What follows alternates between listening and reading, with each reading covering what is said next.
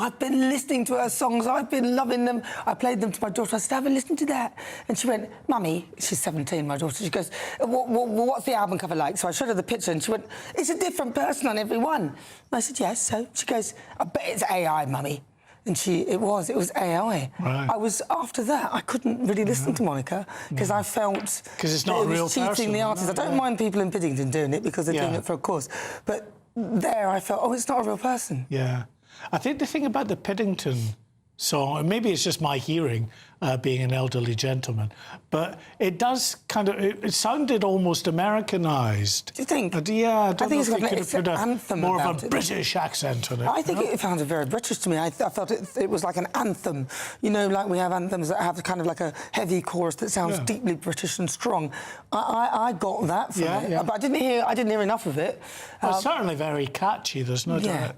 Well, once you hear it, you're not going to forget it. And I think the villagers are making a very valid point. A lot of us are quite annoyed by all the migrant accommodation where the migrants who come here, asylum seekers, are allowed to roam freely. Well, yeah, and of course, yesterday the Home Office figures showed that record numbers, 73,000 asylum seekers, illegal immigrants, whatever you want to call them, are now being housed in dispersed accommodation.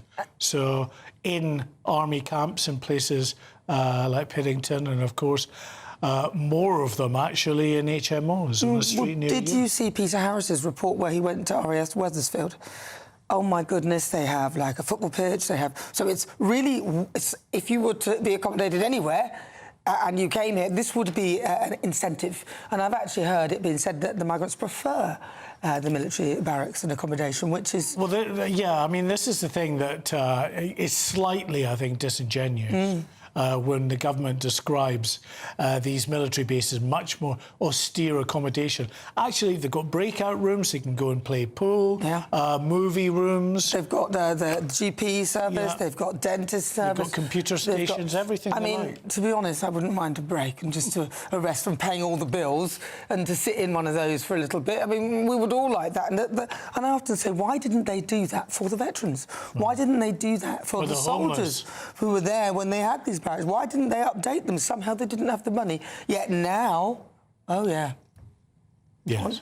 Anyway, send us your thoughts, your comments at gbnews.com/your say or scan the QR code that is on your screen now. Right, to our top story today, and more than 200 police officers from across the country have been drafted into Middlesbrough as fears grow of gang violence erupting in the town. Well, since Saturday's crash on the A66 that killed 2 police officers and 5 young men, a series of suspected gang-related incidents have taken place. Well, GB News national reporter Will Godley is live for us in Middlesbrough. Will. Well, good afternoon to you both. Yes, good welcome to Middlesbrough. We've been here throughout the day today speaking to people, many who are worried about this spate of violent incidents which started nearly a week ago, of course, when that crash on the A66 happened. A VW car with 5 young men driving down the wrong way of the dual carriageway, crashing into a police car, killing both of the police officers and all 5 of the young men in that VW car. And in the few days since that crash, well, there have been further incidents here in Middlesbrough, including a house fire in which a 7-year-old girl and her aunt very sadly were killed. Also, we've had a house rammed by a car and also a stabbing yesterday. Well, police now investigating whether these later incidents are linked to that car crash last weekend. And as they continue to investigate today, 200 extra police officers from across the country deployed here to assist police in their investigations and also to reassure residents here. These are officers who are everything from armed responders to detectives to help Cleveland police here. Let's now get reaction to this decision from the local MP here, MP for Middlesbrough and Thornaby East, Andy MacDonald. Andy, thanks for joining us on GB News.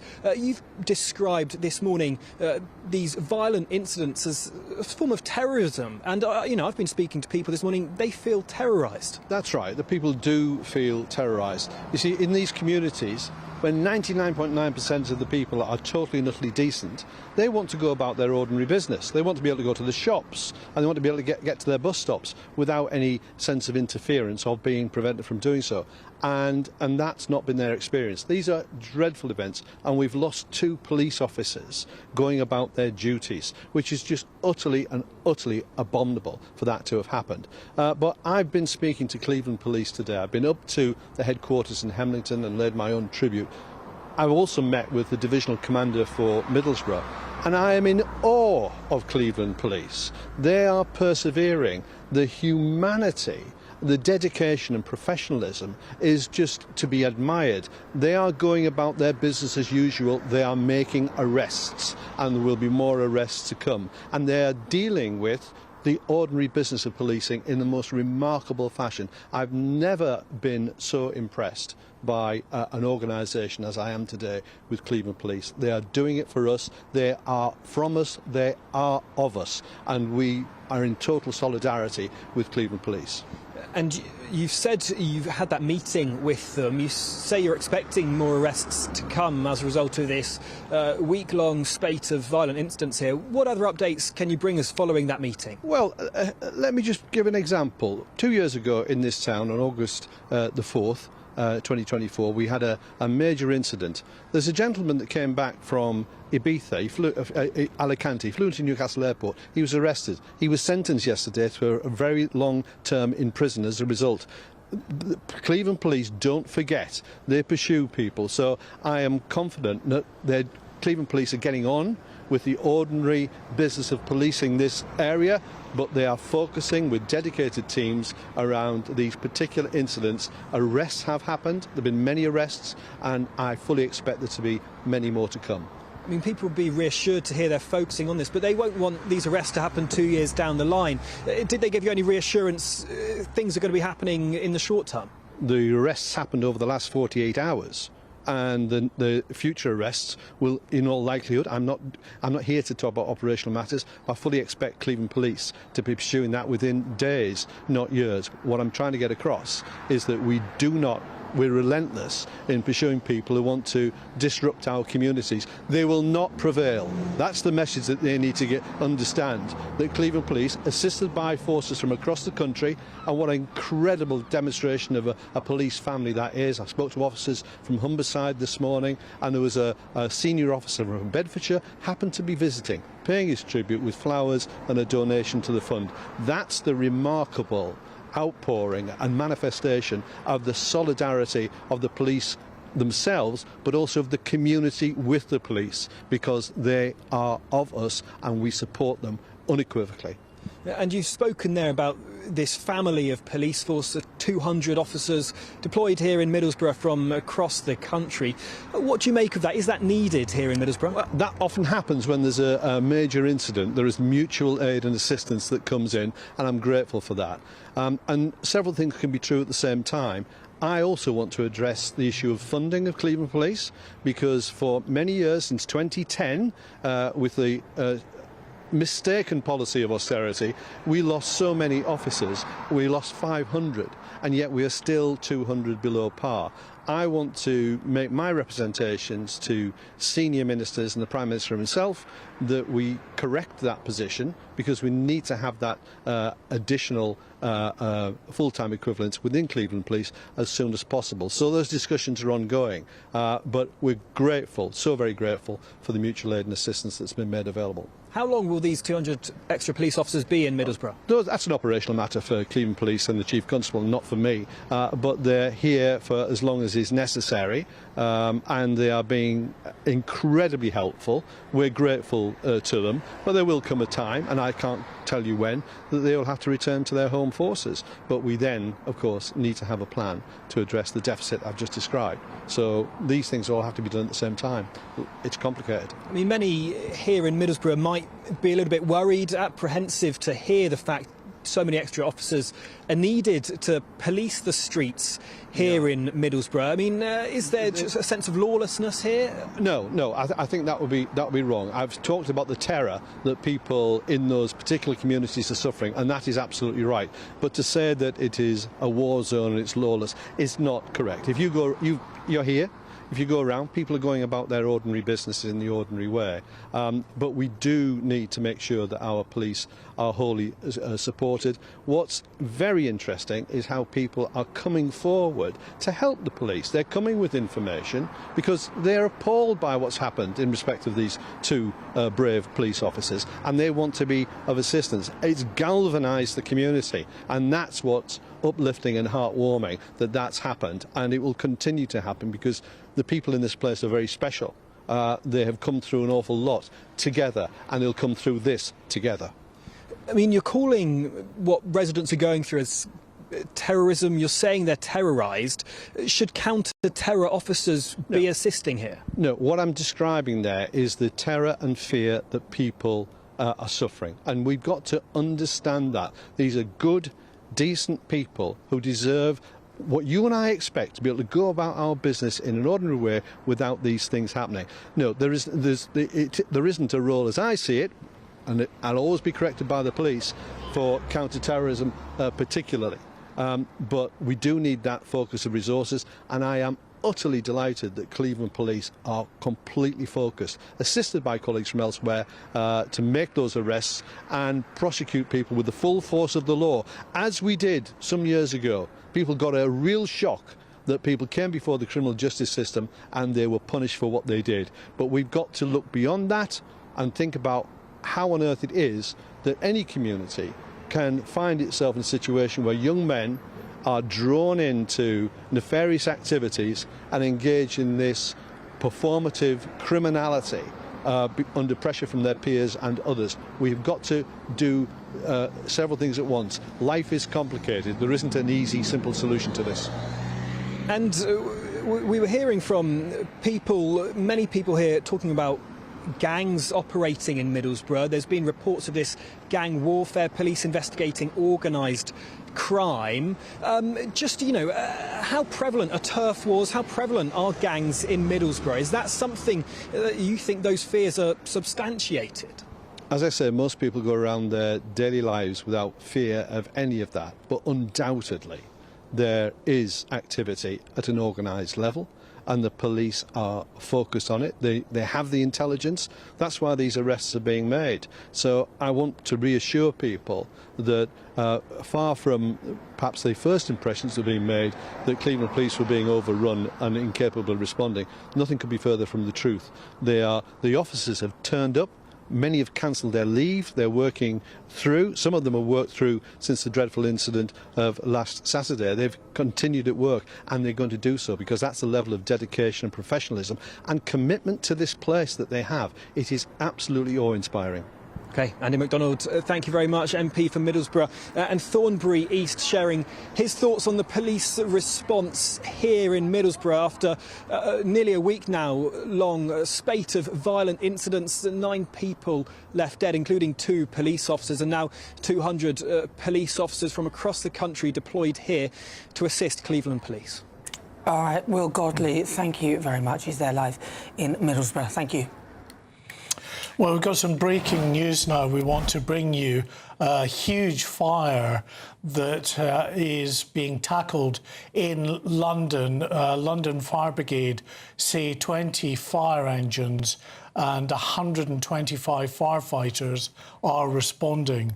Now, they're responding to a fire on Hannah Close in Neasden, reportedly, said to have started at a waste and recycling facility. Now, residents in the immediate area are being advised to close their doors and windows and remain inside. So just to reiterate the breaking news, there's been a big fire in London, in the Neasden area, and residents have been able to stay inside. Apparently, it started at a waste and recycling facility. We'll bring you more on that as and when. Now, the Chancellor, John Healey, will shelve his own target of spending 3% of Britain's GDP on defence by 2030 when he delivers his first budget in October. You remember that John Healey resigned as Defence Secretary in June, saying that Sir Keir Starmer's government wasn't prepared to spend enough money on Britain's armed forces. I just love the clip where he couldn't work out how many ships there were. Maybe we'll chunk that in. Maybe pop that in. We're joined now by GBNews Chief Political Correspondent Catherine Forster. Listen, this is a man who resigned on principle. Hypocrite. Now in a position to do something about it, and he can't. Well, how times change when the boot is on the other foot, because John Healey spectacularly resigned, was one of the reasons why Sir Keir Starmer had to go. And when he resigned as Defence Secretary, he wrote this excoriating letter in which he said to the Prime Minister, you have been unable and the Treasury unwilling to basically put the money out there that is needed to keep the country safe. I mean, it doesn't get much more damning than that. He insisted, he said, I'm certain that a headmark date for 3% on GDP on defence in 2030 is what Britain must set. He is now the Chancellor. He would be in a position to do that, and yet it seems that the budget coming at the end of October, we're not going to get that commitment to that date. That is going to be pushed to the spending review next year, and the government are still committed to getting to 3% in the next Parliament. Well, that could be 2034, and they are committed by a NATO target agreed in The Hague, I was there, to get to 3.5% in 2035. These are vast sums of money. And I think it's been pushed back because now John Healey is finding that there isn't much money around and he's in charge of the purse strings. So they are prioritising finding 4.7 billion that's a black hole in the Defence Investment Plan. They will find that in the budget. But these massive increases in spending, have been kicked in the long grass, which, given the threats that Russia is making this very week to Britain, is, I think, very worrying. Well, he's a total hypocrite, then, isn't he, really, frankly? I would ask if we can rustle up that clip to have another laugh at it. But seriously, so he's not mentioned anything about welfare, reducing welfare spending, because that's where a lot of money is going. And one of the places where they could actually literally pull the rug from underneath a lot of it and put it in something else. Well, the government have said they haven't given up on cutting welfare, although, of course, over 100 of their MPs wouldn't tolerate $5 billion being cut off the welfare bill last summer, which I think was the beginning of the end for the Prime Minister. And one of the reviews due to report back won't come back until after the budget. So, again, that has been pushed. But honestly, yes, the welfare budget is huge, but to get to the levels of spending on defence that we're talking about here by 2035, and then another 1.5 sort of defence adjacent, so a total of 5%. We haven't been spending that amount of money on defence since the 1980s, but in the 1980s, we didn't have an economy and a country on which we spent so much on welfare. And we have had defence bosses point this out, that if you want to run up these huge welfare bills, then you don't have the money for defence. To get to 3.5%, I think, would be like 3.5% extra on income tax. I mean, these are tens and tens of billions of pounds. So this stuff is difficult. But, you know, John Healey is now saying, well, the Treasury has said the first duty of government is to keep its citizens safe. The Prime Minister and Chancellor are committed to fully funding the Defence Investment Plan. At the spending review, we will set out a pathway to meet our NATO commitment of 3.5 GDP on defence by 2035. We will set a target date to hit 3% on that path. I think the crucial question is when we get to 3%. Yeah, I mean, the NATO commitment is actually to 5% that countries have agreed to, well, most, maybe not Spain. But it will be interesting to see what the likes of Donald Trump has to say about this at the next NATO budget. It's not just welfare that they could have a stab at trying to claw some money back. What about net zero? Net zero. Well, exactly. And the thing is that we are one of the biggest spenders still. I was at the NATO summit in Ankara, and we were expecting Sir Keir Starmer to get a telling off from Donald Trump, and it didn't happen because Mark Rutte, the NATO Secretary General, produced a graph showing we are spending a lot relative to other countries, and we are, but other countries are surging ahead in terms of sort of the proportion that they are spending, and over half of NATO countries will be at 3% or higher by 2030. I mean, Poland's already way over 4%. The countries close to Russia are already spending very serious money because they feel the Germany threat as well, Catherine. and Germany, who were asleep at the wheel, let's face it, for a very long time, have woken up big time, are putting huge amounts into defence, have rewritten their financial rules, for huge amounts of spending on defence. It's just a disaster, really, frankly. Thank you very much, Catherine Forster. I don't mean to be, depressing on this, but listening to it, it feels like they've got their priorities completely wrong. It's all back to front. You won't have a welfare system if your country is attacked and you don't have weapons or anything to protect yourself. We need to have something. We don't have a defence mechanism to protect us from ballistic missiles or anything like that. We're relying on NATO, but we don't know because Vladimir Putin is testing the resolve. And in some instances, perhaps NATO might not react quickly enough. And why should we only be relying on NATO? Well, I mean, and the fact is as well that this government, previous governments, are all too willing to acknowledge the first duty of government is the protection of the people. They keep telling us we're in a completely different world environment in terms of the threats that we face, and yet when it comes to trying to put your money where your mouth is, they fall short consistently. Well, it's also even the spending in the NHS. So I was reading about India. India have now created a really efficient, effective healthcare system, and they've got a massive population. It's a lot cheaper than this country, and it is turning out to be a diamond standard. The NHS, you're just chucking money into a black hole. Another place where you could actually do a better job with less money. It's just shocking. Indeed.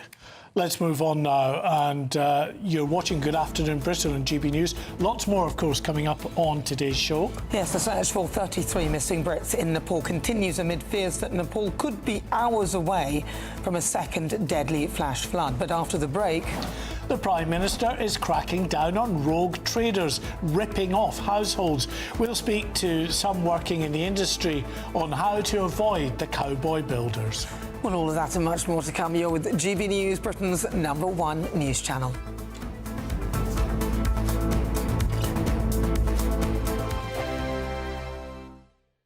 Exciting news. Every Friday, my Patrick Christie's Tonight Show is going to have a twist to it. We're welcoming some special guests. You. That's right, on Fridays I'm going to be doing my show in front of a live studio audience because this show is about you and what you have to say. It's going to be the same big debates, same big topics, same big opinions, but every Friday night at 9 p.m. you are invited to come on down to Patrick Christie's Tonight to be a part of the action. Only on GB News, the People's Channel, Britain's news channel. 5 hosts, 5 opinions, 5 fearless debates, 5 unfiltered takes on the day's news. 5 reasons not to be anywhere else on Saturday night.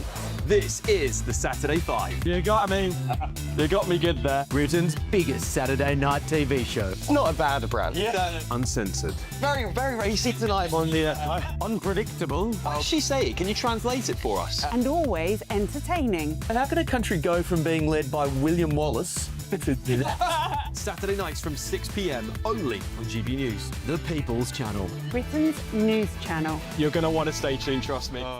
Welcome to Free Speech Nation with me, Josh Howard. This is the show where each week we see what's happening in the world of culture, current affairs and politics. First we'll say, welcome to the UK. And we're not afraid to use our free speech so that you can use yours. It's not controversial in the slightest to anyone who hasn't lost their mind. Free Speech Nation, Sunday nights at 7 p.m. Only on GB News, the People's Channel, Britain's news channel. Britain is not just a geographical expression. We are a people bound together by history and culture that are distinctively British. Join me to celebrate our music, theatre, artworks and literature, which we can explore and enjoy together. Everybody's welcome. Sunday with Michael Portillo, every Sunday at 11 a.m. on GB News, the People's Channel, Britain's news channel. As soon as it hits 11 and the headlines come in, Late Edition brings you the breaking news from all the front pages. because the news is going to happen. So get a head start today. Patrick Christie's Tonight, Late Edition. Alex Armstrong Tonight, Late Edition, from 11 o'clock every night. Only on GB News, the People's Channel, Britain's news channel. You want to know what's really going on in the corridors of power? Labour don't know what to do with you half the time, and that makes you quite lethal in the chamber. Get behind the headlines with Chopper's Political Podcast. Join me, Christopher Hope, as I sit down with the great and the good of British politics. We'll see where this ruling takes us. These are the stories shaping our nation. Chopper's Political Podcast, available now on all platforms. Listen in and stay ahead.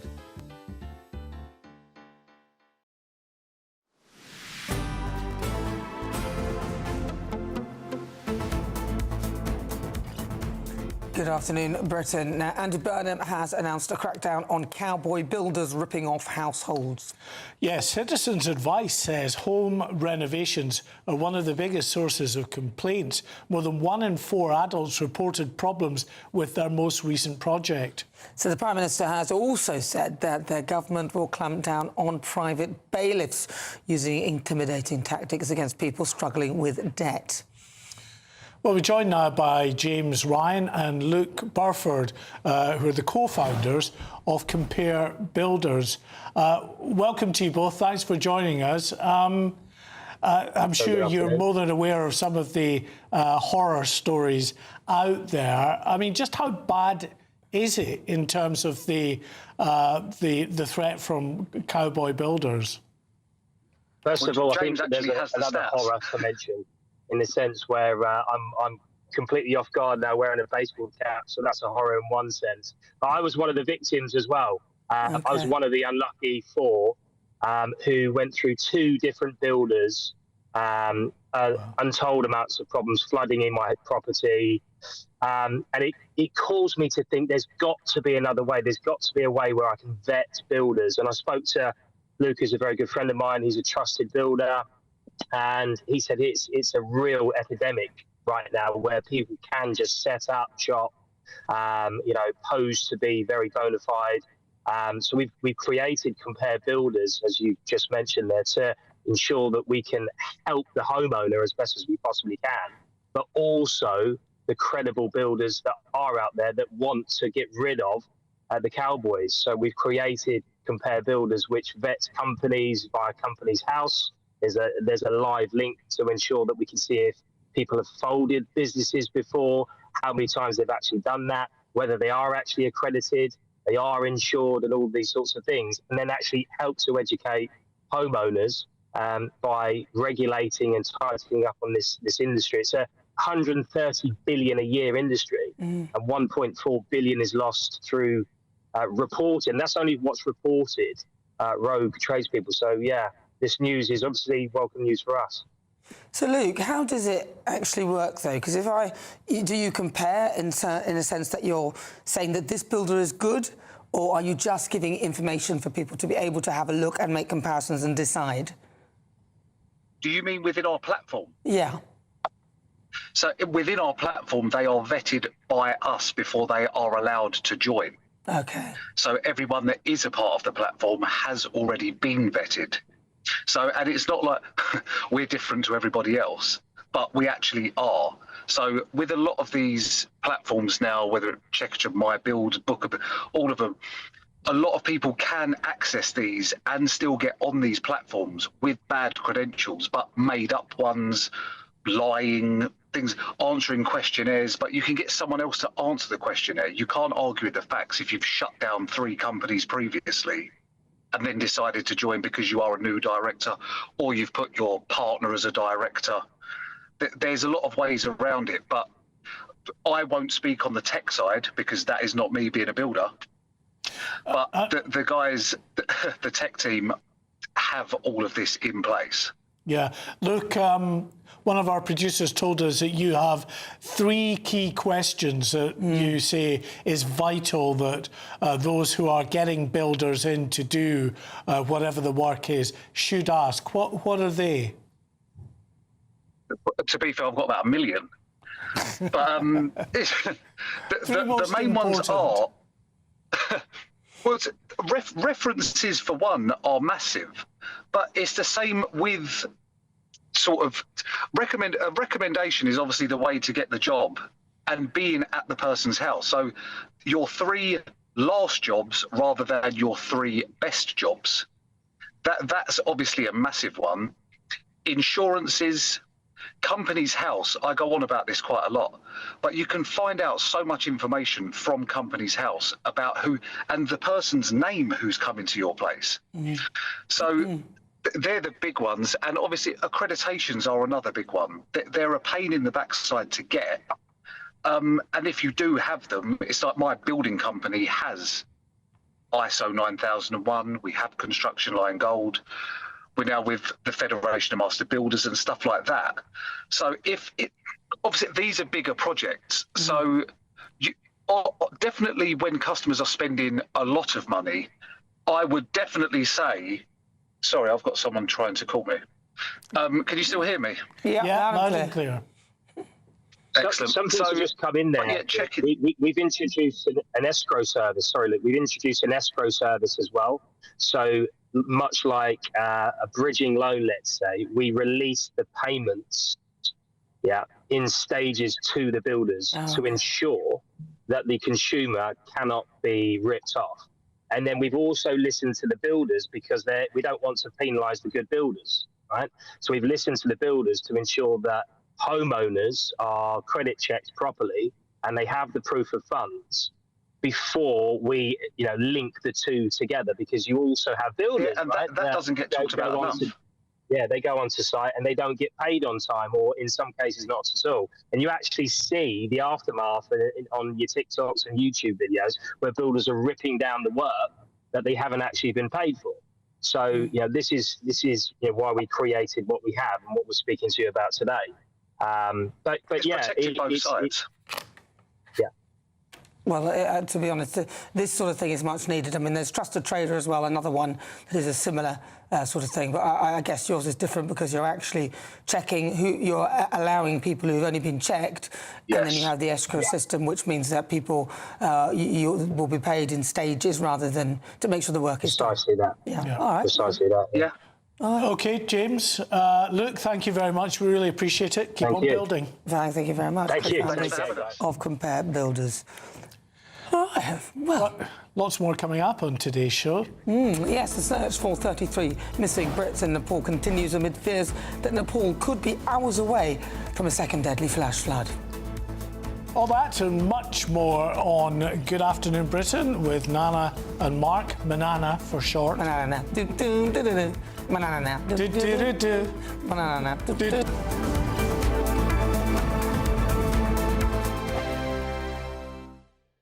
Hello, good morning. Welcome to your latest GB News weather update brought to you from the Met Office. Further heavy showers and potentially some thunderstorms through today for many central areas. To the northwest, though, it should remain largely dry. It's going to be a bit of a breezy afternoon, though, across more eastern areas of the UK. That's as that area of low pressure moves up to the north and east. So much of the heaviest rain from this morning will push offshore away from eastern areas. But this afternoon, we'll see the heaviest showers across parts of Wales at first, northern England. Then that will likely extend into more central and eastern areas of England. We could see thunderstorms up to around 40 millimetres of rain falling if you see a couple of showers falling through the afternoon. The northwest, though, faring the driest. Northern Ireland seeing plenty of sunshine. It won't feel too bad in the sunshine. A bit of a cooler day than yesterday, though, with a bit more cloud around across more eastern areas and in the northeast as well. The rain is going to linger across more eastern areas of Scotland through much of the day. Northwestern areas, though, the Highlands and Islands having a fine end to the working week. The showers will likely continue into this evening across central and eastern areas. Not everywhere is going to see these thundery downpours, but where you do see them, there is a chance of some flooding, as well as some quite big hail and lightning. There will be some respite from the rain overnight if you do see any of those showers before the next batch arrives through the early hours of Saturday morning. So a relatively dry and clear night to come for many northern and eastern areas of the UK. It will turn a bit cloudier and quite a bit wetter though across the south and west. The winds will really start to pick up across more southwestern areas through Saturday morning, which may cause some disruption for anyone out camping or at any outdoor events through Saturday morning across the south coast. That rain pushes further northwards through the day into parts of northern England, much of Wales, skirting into Northern Ireland as well. It should remain dry though for the very far north for the bulk of the day. Bye-bye. Thank you, Britain, for making GB News Radio such a huge success. Whether you're in the car, on the go, or listening at home, thank you for choosing us as your radio station.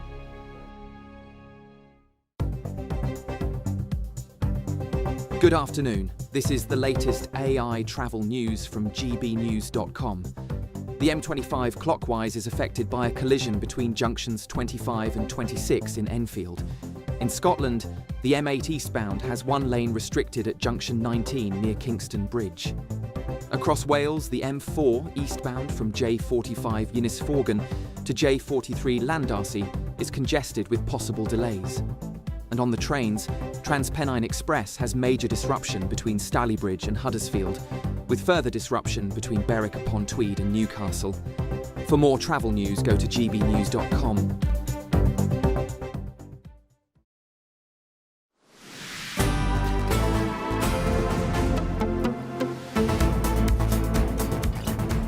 Well, welcome back. Two children, a 13-year-old girl and a 14-year-old boy, are among 33 British nationals still missing following deadly flash flooding near the Nepal-Tibet border. The girl was on a tour being led by a British-born Hindu priest alongside 10 other British nationals.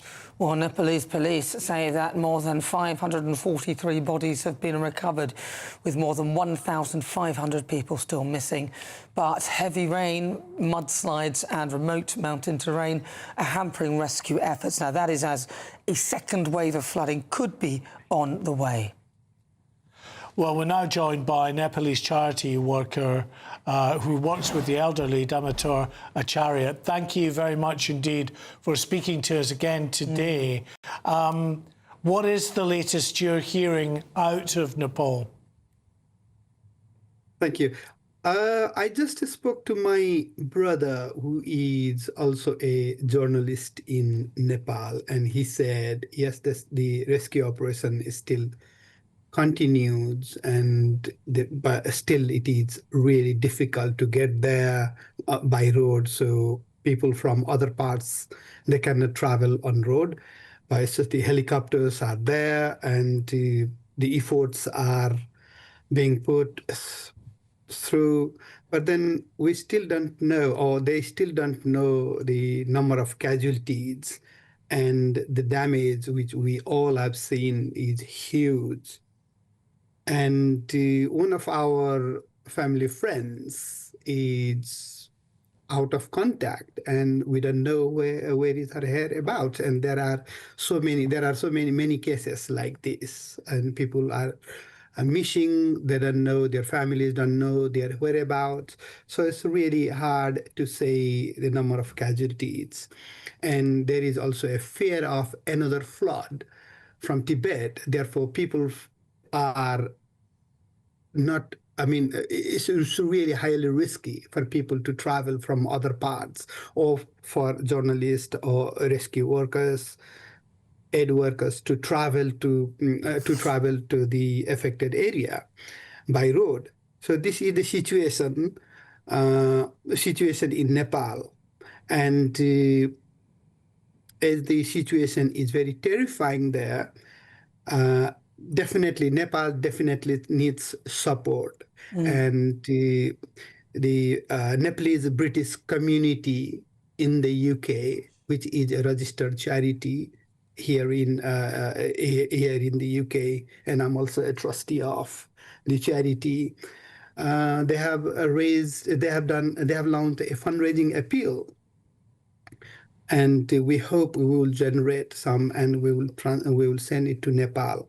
And the Prime Minister has also appealed any donations should be given to Nepal through the Prime Minister's Relief Fund. So whatever we generate from the UK to support Nepal, we will send to the Prime Minister Relief Fund.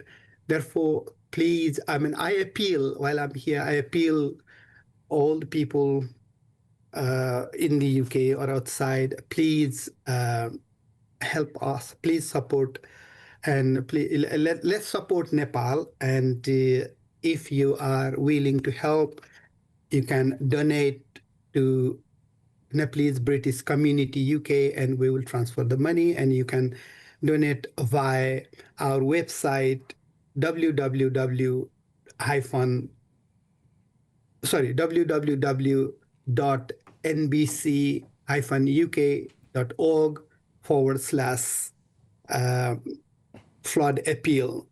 And any support we get, or the donation we receive, we will transfer to Prime Minister's Fund in Nepal. So this is my appeal to everyone watching this news. Thank you. All right, Damodar Acharya, thank you very much. Really good to talk to you. He's a Nepalese charity worker who works with the elderly. Thank you.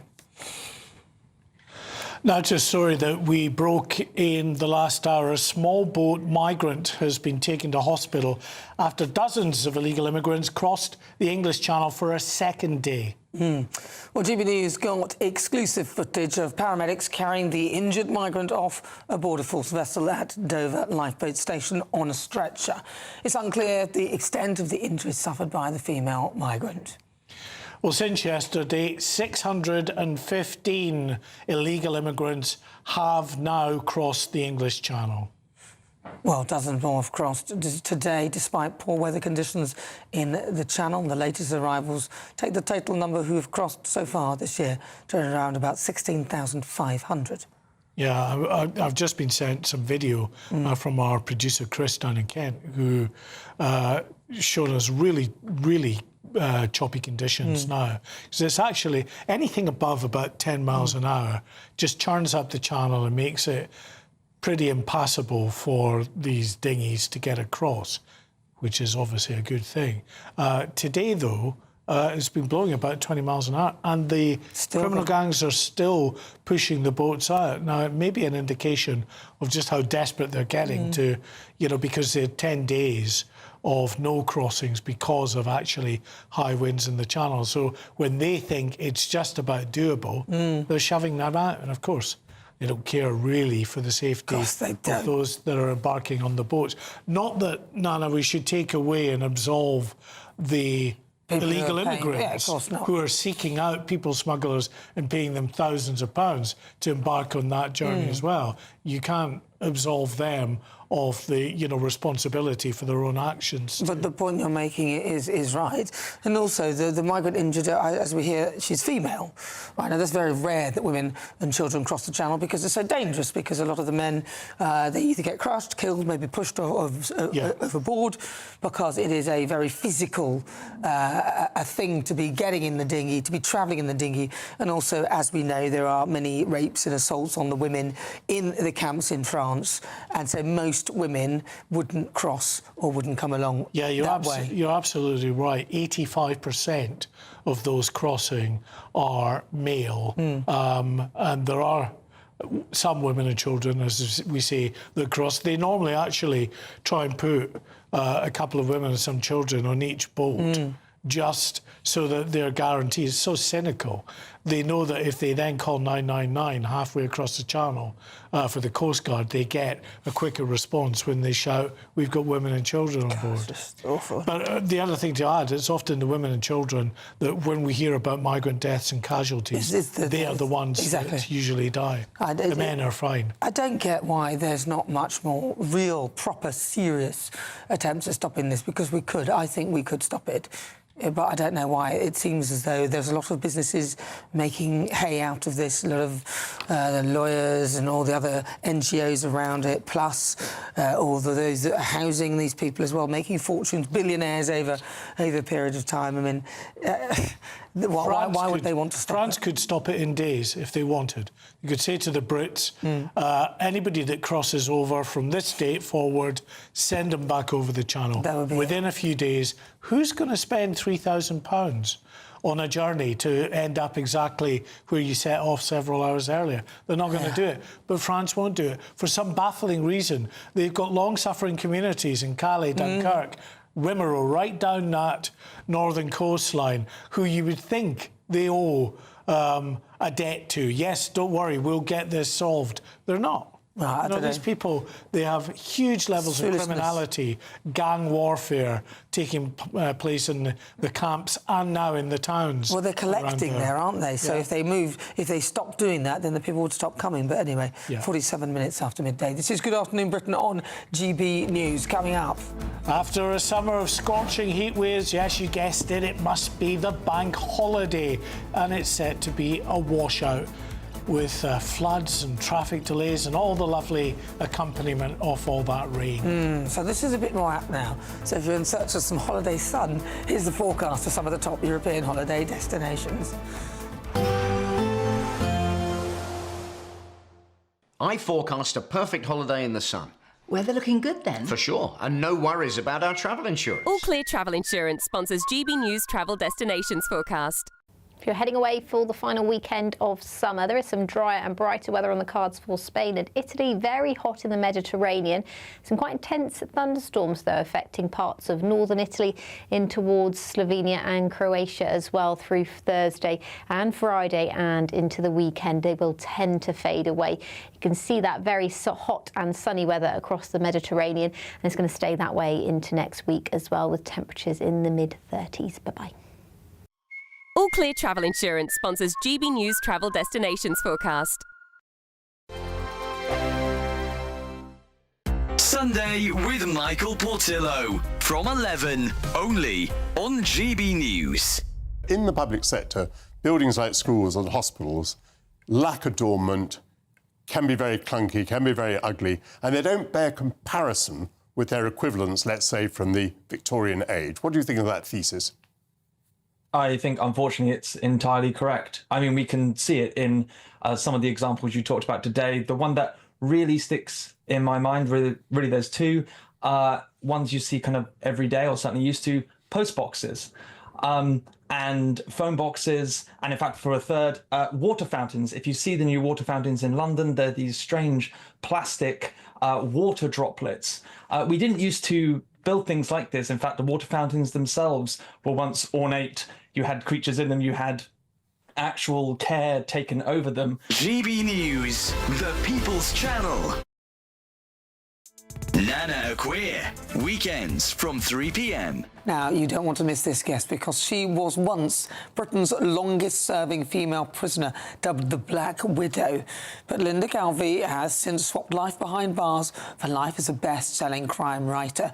My goodness. So you've done... Thank you for having me. So let's talk about, because some people might not know about you, but you were dubbed as the Black Widow. Why is that? I was dubbed as the Black Widow. The police said because all of the men in my life either ended up dead or in prison. I shouldn't laugh. It's not funny. No, it isn't. But that is me. And since I've been home, I mean, I went to prison for a crime I did commit. I got 7 years, and I deserved that sentence. GB News, the People's Channel. This is GB News, Britain's news channel. We have to go back to 1964, when Congress decided to name Washington's National Cultural Center in honor of John F. Kennedy, the president, of course, who had been recently assassinated. As a result, his name was emblazoned on the building. Today, the centre is home to a vast concert hall, as well as an opera house and a theatre. This is the site of cultural events, televised events, gala dinners. The centre is seen as a bastion of liberalism here in Washington, D.C. So what happened when Donald Trump became president for a second time in 2025? Well, in February, his second month in office, he decided to sack many members of the board of the centre behind me and replace it with his allies. GB News, the People's Channel.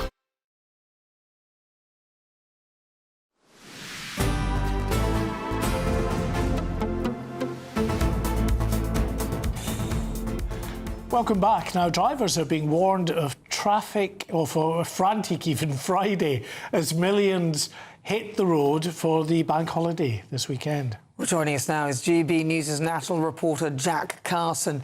Jack, is there much road chaos?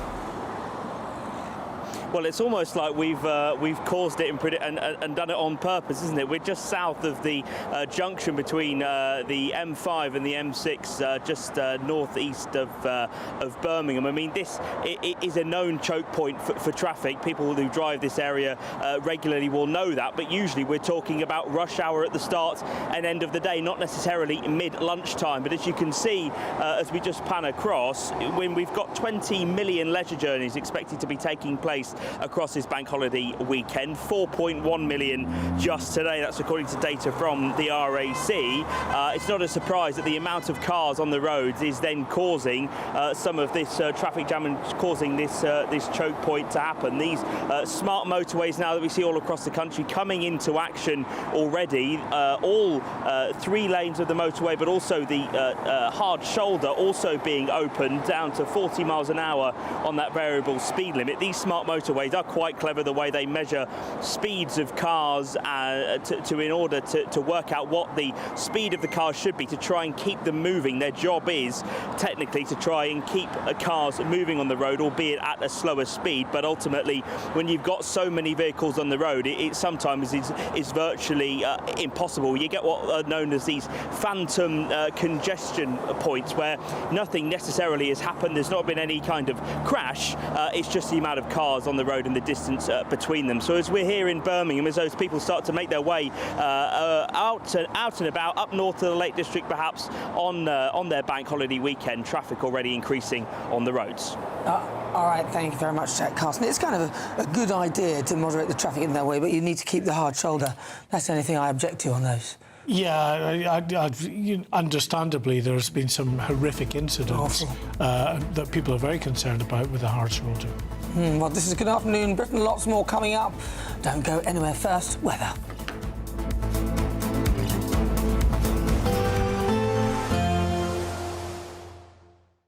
Expect warm spells with the odd rude interruption. Box Boilers sponsors the weather on GB News. Hello, good morning. Welcome to your latest GB News weather update brought to you from the Met Office. Further heavy showers and potentially some thunderstorms through today for many central areas. To the northwest, though, it should remain largely dry. It's going to be a bit of a breezy afternoon, though, across more eastern areas of the UK. That's as that area of low pressure moves up to the north and east. So much of the heaviest rain from this morning will push offshore away from eastern areas. But this afternoon, we'll see the heaviest showers across parts of Wales at first, northern England. Then that will likely extend into more central and eastern areas of England. We could see thunderstorms up to around 40 millimetres of rain falling if you see a couple of showers falling through the afternoon. The northwest, though, faring the driest. Northern Ireland seeing plenty of sunshine. It won't feel too bad in the sunshine. A bit of a cooler day than yesterday, though, with a bit more cloud around across more eastern areas and in the northeast as well. The rain is going to linger across more eastern areas of Scotland through much of the day. Northwestern areas, though, the Highlands and Islands having a fine end to the working week. The showers will likely continue into this evening across central and eastern areas. Not everywhere is going to see these thundery downpours, but where you do see them, there is a chance of some flooding, as well as some quite big hail and lightning. There will be some respite from the rain overnight if you do see any of those showers before the next batch arrives through the early hours of Saturday morning. So a relatively dry and clear night to come for many northern and eastern areas of the UK. It will turn a bit cloudier and quite a bit wetter, though, across the south and west. The winds will really start to pick up across more southwestern areas through Saturday morning, which may cause some disruption for anyone out camping or at any outdoor events through Saturday morning across the south coast. That rain pushes further northwards through the day into parts of northern England, much of Wales, skirting into Northern Ireland as well. It should remain dry, though, for the very far north for the bulk of the day. Bye-bye.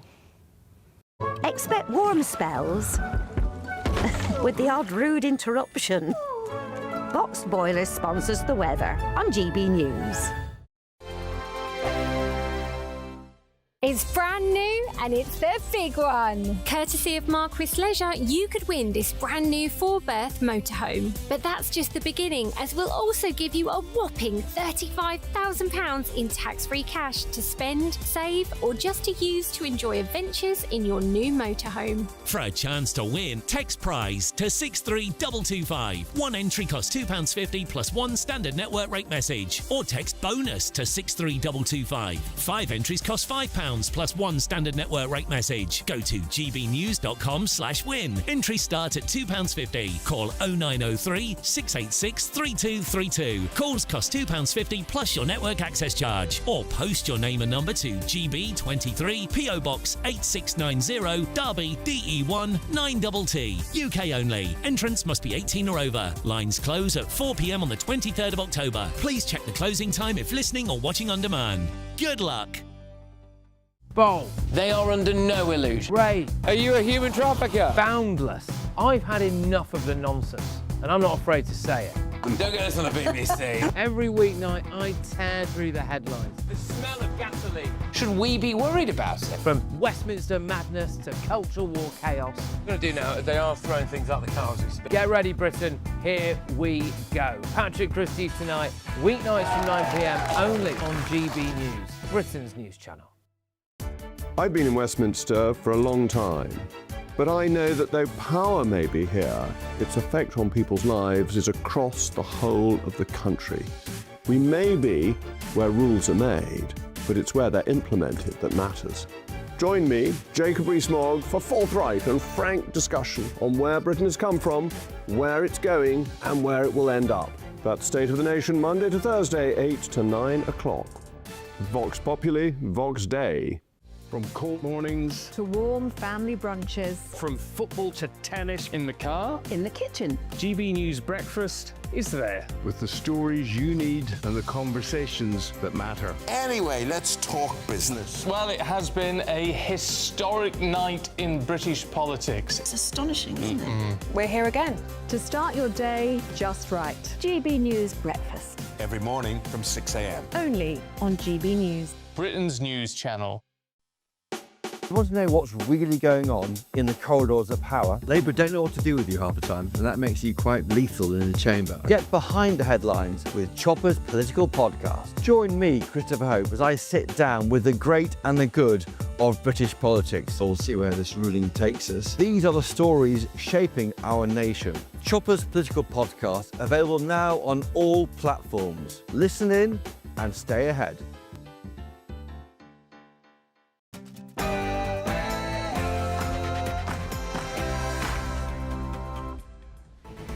Good afternoon, Britain. It's 1 o'clock on Friday, the 28th of August. I'm Mark White. And I'm Nana Akua. Now, more than 200 extra officers have been drafted into Middlesbrough following a string of deadly incidents linked to organised crime. So just how did Middlesbrough become a war zone? And can the police bring its deadly crime feud under control? Yes, 200 extra officers from across the country, the likes of detectives to armed responders here to assist Cleveland police as they continue their investigations into almost a week now of violent incidents that have left 9 people dead, including 2 police officers. Now, John Healey quit as Defence Secretary, demanding Britain spend more on the military. But now, as Chancellor, he's set to shelf his own target. With the threat from Russia growing, can Britain afford to delay boosting defence spending? Yes, well, how times change when the boot is on the other foot. He resigned as Defence Secretary because the Treasury would not commit to spend 3% on defence by 2030. Now, he will not make that commitment either, and we do not know when that will happen at a time that Russia is making ever more threatening noises towards us. The search for 33 missing Brits in Nepal continues amid fears that Nepal could be hours away from a second deadly flash flood. Piddington villagers release a protest song called Battle for Britain as the area prepares for a referendum against migrant accommodation. Take a listen. It's the battle for Britain, Piddington roars. Villages and towns hear the call. United we stand, shoulder to shoulder. People in their 40s could be the last generation of regular drinkers after younger adults increasingly shun booze. Is it a good thing that young people are turning their backs on alcohol? We'll debate that.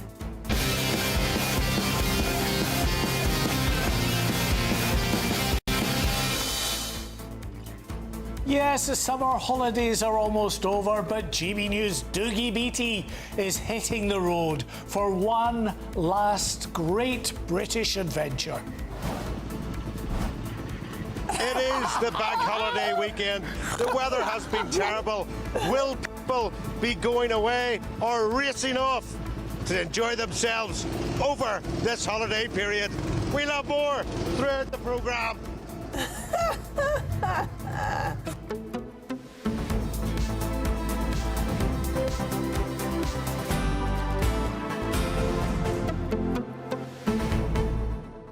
Yes, I thought that you'd be driving in on some sort of big circuit, but it turns out that looks like sort of bumper cars. Well, at They're least he's not riding on a bull again, as he was in Spain just a week or two ago. Yeah, well, it's probably safer territory. Although I do feel sorry for that little kid driving next to him. I'm sure that Doogie's probably quite aggressive behind the wheel. The kid probably beat him though.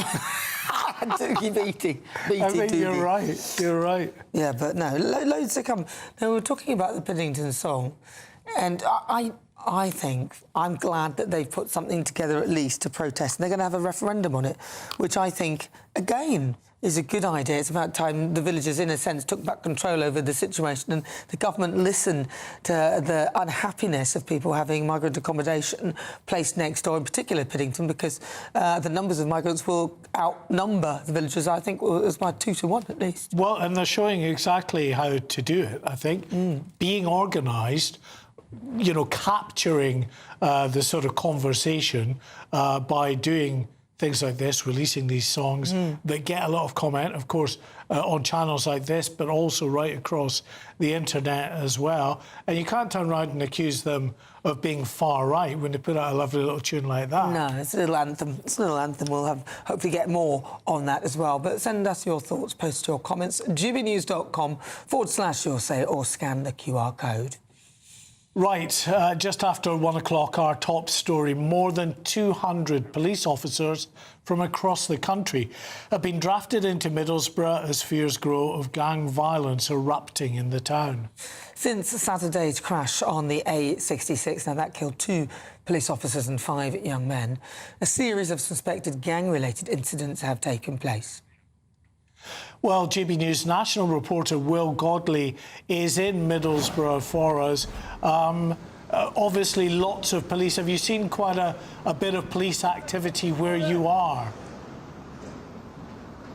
Well, where we are right now is South Bank in Middlesbrough. This is the heart of where these violent incidents have taken place over the last week. Just 100 metres or so at the end of this road is where this road here joins the A66, and it's that junction where that car crash happened in the early hours of Saturday morning, killing 5 boys and, of course, 2 police officers who were responding to a car, responding to calls to chase down this car. That was shortly called off before they were involved in a crash. Of course, the car they were following, that VW with the 5 young men in, was going the wrong way down the dual carriageway here. And since that crash over the last few days, there have been a number of other incidents, including a house fire just a mile or so away from here, which has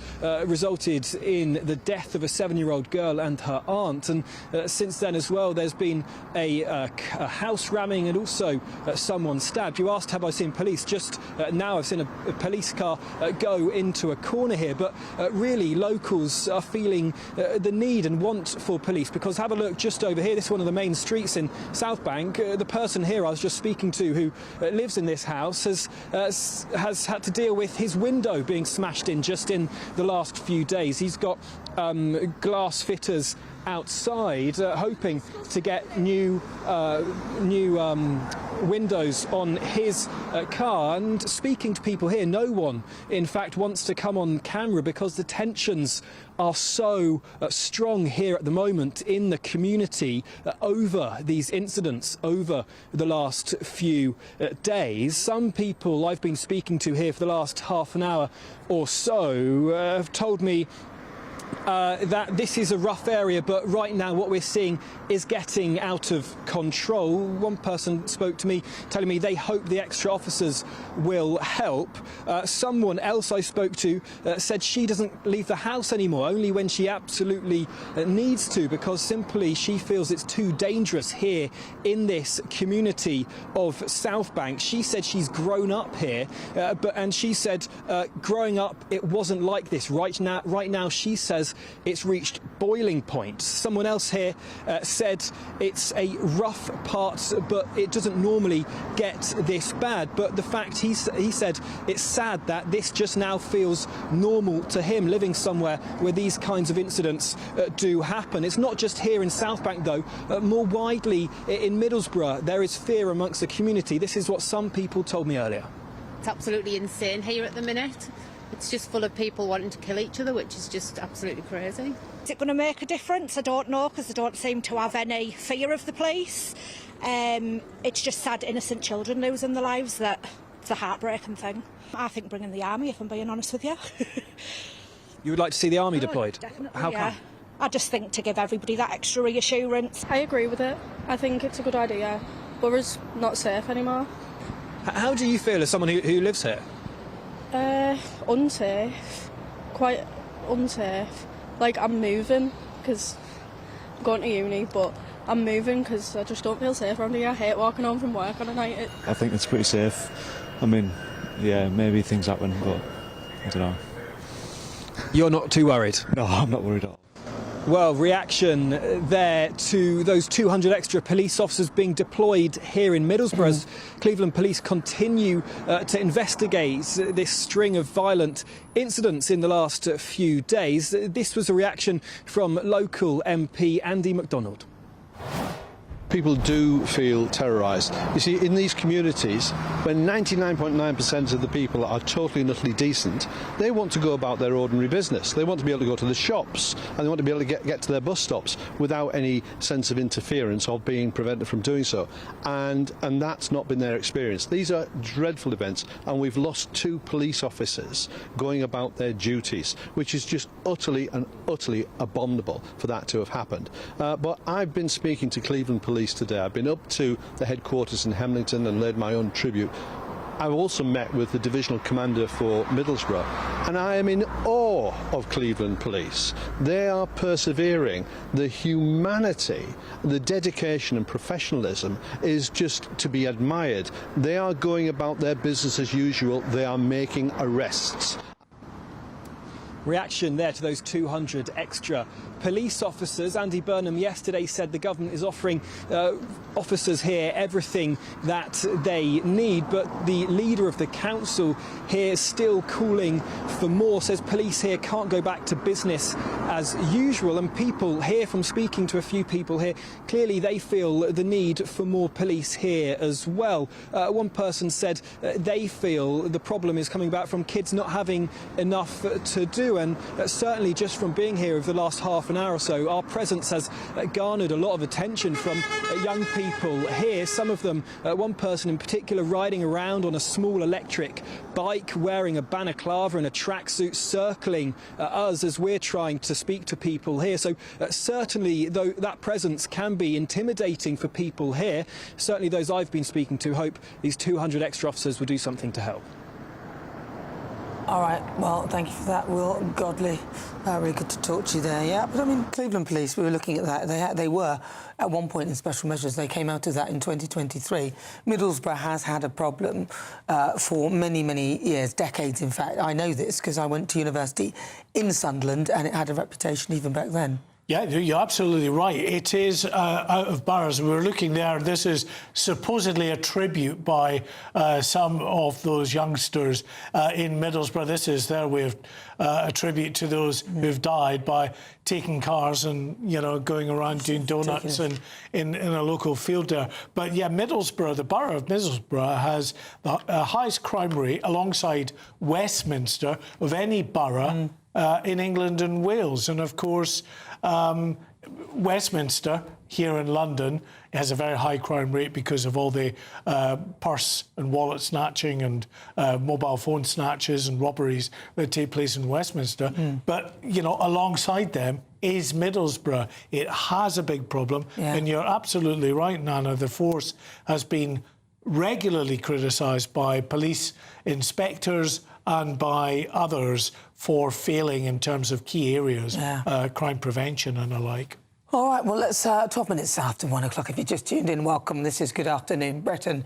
Let's talk about Piddington and the protest against plans to house 1,200 asylum seekers, so men, actually, at a military base, which has resulted in the release of an anthem as the village prepares to hold its second independence referendum.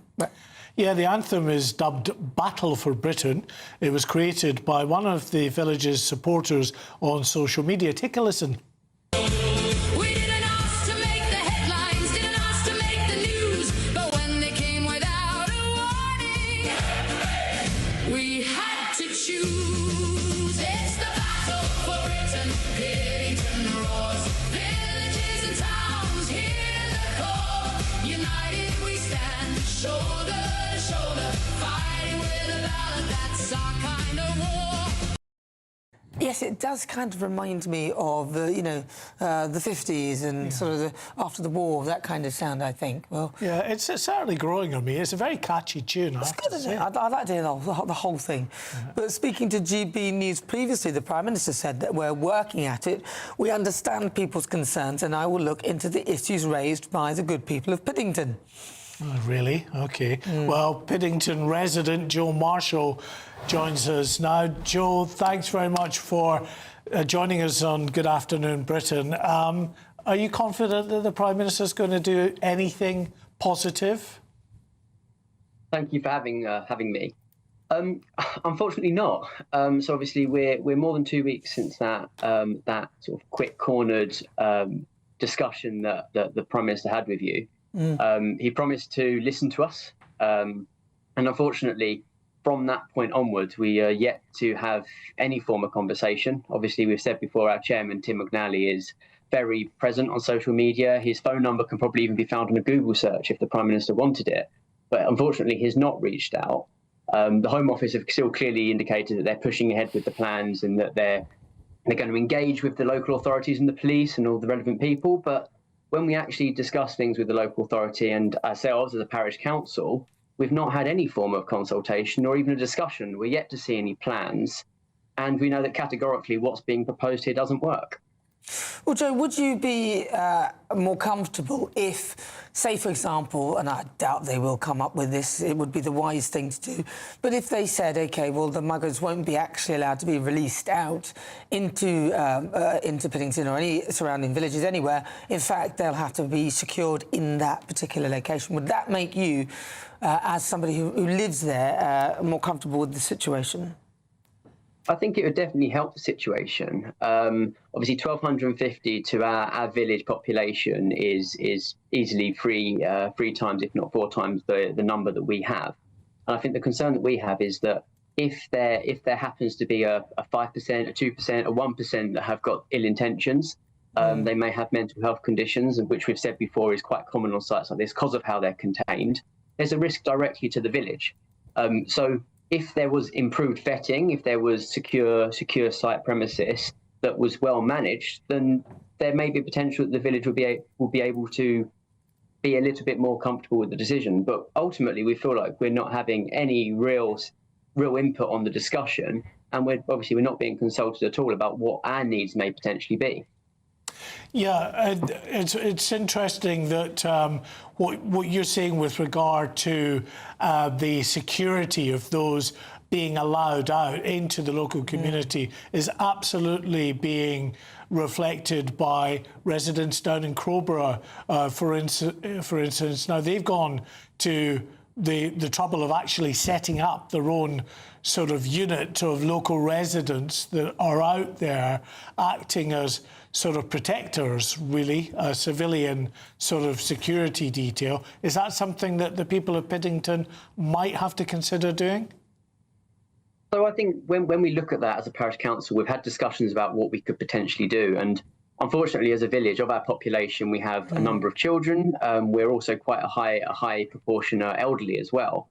And I think, unfortunately, as a community, we haven't got the numbers that Crowborough as a town have. And also, it came out this week in a discussion that the individuals on site aren't searched on enough, and some of them may potentially have weapons, which means that, unfortunately, we're going to be in a position where we need to make sure that everyone's safe and not putting themselves at harm's, putting themselves at risk, and keeping the individuals from this site potentially away to keep us protected, because we don't know what's happening. And unfortunately, it's nice to have the idea of a protection squad, but it's going to put our community hugely at risk if there was an incident. So, Joe, what would you like the government to say to you, and what would you like them to do? So I think ultimately there's a few areas that we'd like to have responses from. We'd like to see their risk assessment of how they're going to manage these sites. We understand that obviously we haven't got a local police station. There's not really the resources in the police at present to respond. Grants aren't going to cut it. There needs to be additional funding and additional officers, even potentially reopening the local station to counter this. I've seen at the Napier barracks, their policing resources is something like 70 officers a day to process the fundamental failures of the Home Office. And we need to know that they're going to be covered by the risk assessment that the government have got in place. We want to also see how these sites are going to work. Is there going to be any form of restriction on the movements? How is the actual vetting process going to work? How are people removed if they don't meet requirements? And I think that's the ultimate area that we need to know that the government have put some consideration into our safety, because at the moment it feels very much like if you were to put this to anyone with common sense, it's a ludicrous proposal that isn't going to work. So the government really need to prove to us and prove to the country that this is a proposal works, not just for Piddington, but also for the other sites that the other villages that are going to have similar proposals. OK, Joe Marshall, thanks so much for talking to us on GB News this afternoon. Before you go, Joe, I was going to ask, where can you hear the song? Is there somewhere that people can go to find it? So the song's been gifted to us by someone on TikTok, and we've been told that if you get enough clicks, enough views, you can start to generate some fundraising money. So it can be found on Spotify. You can also go on to, if you search Piddington and you find Tim McNally's Facebook, or sorry, not Facebook, X account, it's on there. If you go on the internet, I believe it's also linked on your website. So if we can get the streams up, it does help our fundraising. All right, Joe Marshall, thank you so much. Thank you. And sadly for Joe, I can tell him in terms of any restrictions on those in the Piddington camp. There won't be any. Just like there isn't any in Crowborough or Wethersfield. The government just won't do that. And you can understand how people in these communities say, look, we could just about maybe live with this if you keep them confined in the barracks so they can't come out until you establish whether they're going to be granted asylum or not. And then they're going to the community anyway. But until you do that, they shouldn't be wandering free and especially in amongst the local community. When you're outnumbering the villages by 4. Yeah. It's just, I just don't get it. I don't understand that. Nowhere would that be allowed. If somebody said, we're going to release a load of men, 1,250 of them, you've got maybe 400 people in your village, but we're just going to let these guys out. We've come from abroad. We don't really know much about them. They're waiting to see whether they're going to be granted asylum. Hey-ho, enjoy, have a nice day. Yeah. It is madness. It is. OK, now the Chancellor, John Healey, will shelve his own target for spending 3% of Britain's GDP on defence by 2030 when he delivers his first budget in October. Yeah, but you remember that John Healey resigned as Defence Secretary in June. He said that Sir Keir Starmer's government wasn't prepared to spend enough money on Britain's armed forces. We're joined now by Catherine Foster, our chief political correspondent. How sustainable is this for John Healey to continue down this route? I mean, the opposition are going to make absolute hay out of this because he resigned on a point of principle. He did resign on a point of principle, and he sent an absolutely excoriating resignation letter to the Prime Minister, which was certainly one of the factors in Sir Keir Starmer having to resign, in which he said to the Prime Minister, you have been unable and the Treasury unwilling to basically find the money to keep the country safe, the first duty of government. Go forward a few weeks, new Prime Minister, and now John Healey finds himself the Chancellor, the man in charge of the purse strings, with very little money around, a budget looming, and it seems that the urgency that he had, he said, I am certain that a headmark date for 3% GDP on defence in 2030 is what Britain must set.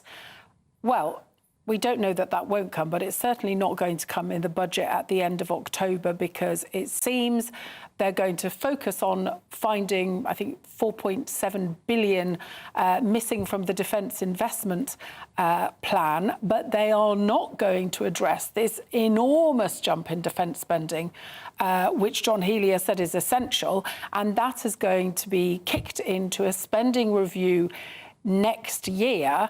Bear in mind that over half of NATO countries will be spending 3% by 2030.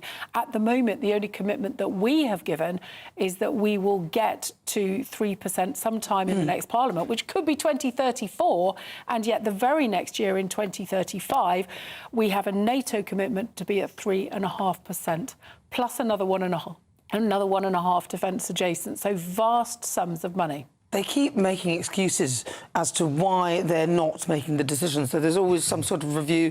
They're waiting for this review or waiting for another one, and then we'll come up with the idea of what we're going to do.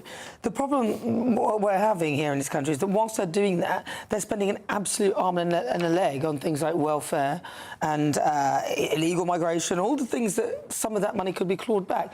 So where are they going to, A, put their money, and B, where, if they could they take the money from to try and pay for defence spending if it was to be at 3%?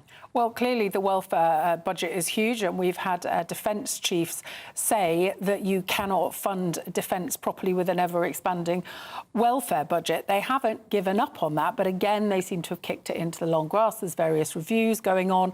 One is now going to report after the budget. How convenient. And so it's very difficult. There's talk about defence bonds. That's a suggestion that other parties have made. Germany are upping defence spending massively, but it's still borrowing, and ultimately taxes might have to go up. I mean, for example, to get to 2035, to meet that defence commitment of 3.5% by 2035, that would be 3.5p on our income tax. for everybody. So these are tens and tens and tens of billions of pounds and likely tax rises. Please, no. No. More tax rises. More tax rises. Is he the one that said that they keep finding ways of taxing people more? Or was that Pat McFadden? Which one was it? Pat McFadden. It was Pat McFadden. Yeah. Everyone looking for more ways of getting more money out of me for welfare. Anyway. There you go. Right, this is Good Afternoon Britain on GB News. Coming up on the show. Yes, people in their 40s could be the last generation of regular drinkers as younger adults increasingly shun booze. No! Is it a good thing that people are turning their backs on alcohol? We'll debate that, but after the break. Could a wealth tax backfire? Well, the Tories say their analysis shows taxes on wealth are already so high that further rises could actually cost the government money. We'll have the details. Yes, the Laffer curve in action. All that and much more to come. You're with GB News, Britain's news channel.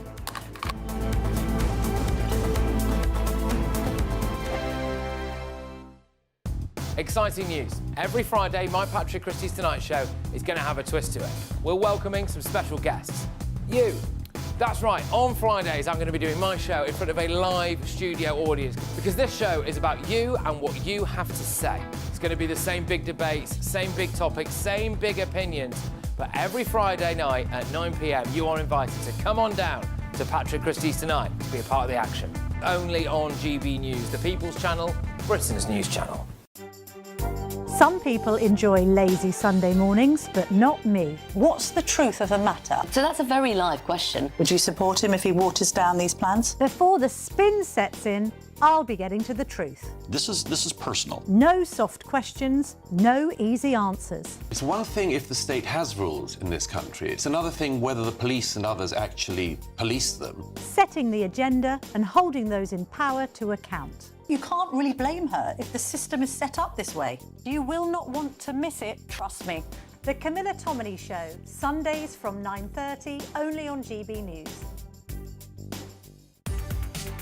From the school run to the home run, watch a new show for all of Britain. He can say whatever he wants. A straight-talking show where all voices are heard. And, you know, when are we going to stop talking about smashing the gangs and actually do it? With the stories that matter from every part of our country. There's a bit of a crash landing there for your Chancellor. Bold, fearless and standing up for you. That's me, Martin Dordme, 3 p.m. till 6 p.m, weekdays, here only on GB News. The People's Channel, Britain's news channel. Britain is not just a geographical expression. We are a people bound together by history and culture that are distinctively British. Join me to celebrate our music, theatre, artworks and literature, which we can explore and enjoy together. Everybody's welcome. Sunday with Michael Portillo. Every Sunday at 11 a.m. on GB News, the People's Channel, Britain's news channel. As soon as it hits 11 and the headlines come in, the Late Edition brings you the breaking news from all the front pages. Because the news is going to happen. So get a head start today. Patrick Christie's Tonight, Late Edition. Alex Armstrong Tonight, Late Edition. From 11 o'clock every night. Only on GB News, the People's Channel, Britain's news channel. At the stroke of midnight, the news doesn't stop, and neither do we. Day in, day out. Forget stuffy late night TV shows. We're giving you a front row ticket to the centre of the political universe. Because breaking news doesn't wait for the morning. And neither do we. Join us for one of the most controversial and volatile times of politics in human history. A very big story. Big story over here. You won't get this anywhere else. The Late Show live at midnight, every night. Only on GB News.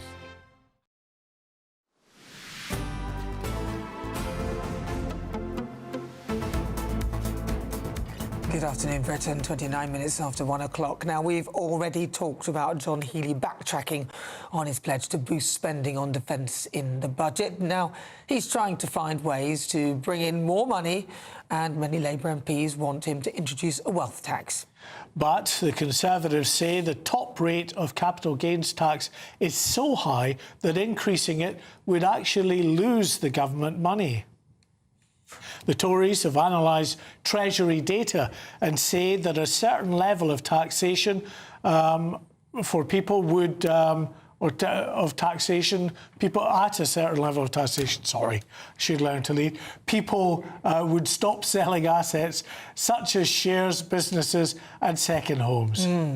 What a mess I made of that. No, I was more thinking of what a mess they've made of it, all of them, including the Tories who started this little show. I won't say the other word, but we're joined now by Curtis Daly, who's the founder of Turn Left Media. Hello, Curtis. Welcome to the programme. Hello. Now, look, it's a pleasure. Do you feel that they're just politicking? They're saying that, but you would say that they would say that. I mean, and before you say it, I'll say it, they left a real mess. So some people might say it's hypocrisy at the highest level that they are now expressing, concern after the mess that they left. You took the words right out of my mouth, Nana. This is political posturing, because if we look at that data, the headline from the Telegraph, the Treasury hasn't come to the conclusion that the wealth tax would reduce revenue or even hit a certain point. It is just what a Tory MP has claimed. And as I said, it's political posturing because they don't support wealth tax. Now, often with economic models, you can pretty much claim anything. You can use your own data to support your own bias. You could have two people look at the same data and both could extrapolate tiny bits of information to support their cause. It's better to look at what actually happens. Now, I'm no supporter of Labour and certainly not a supporter of Rachel Reeves, but she increased capital gains tax and it brought in more revenue. In fact, 89% increase in revenue, and these numbers were released by HMRC, reported in the Financial Times. So rather than speculation, we can look at the facts, and increasing capital gains tax brought in more money. Where I disagree with the entire premise is that increasing capital gains isn't a wealth tax.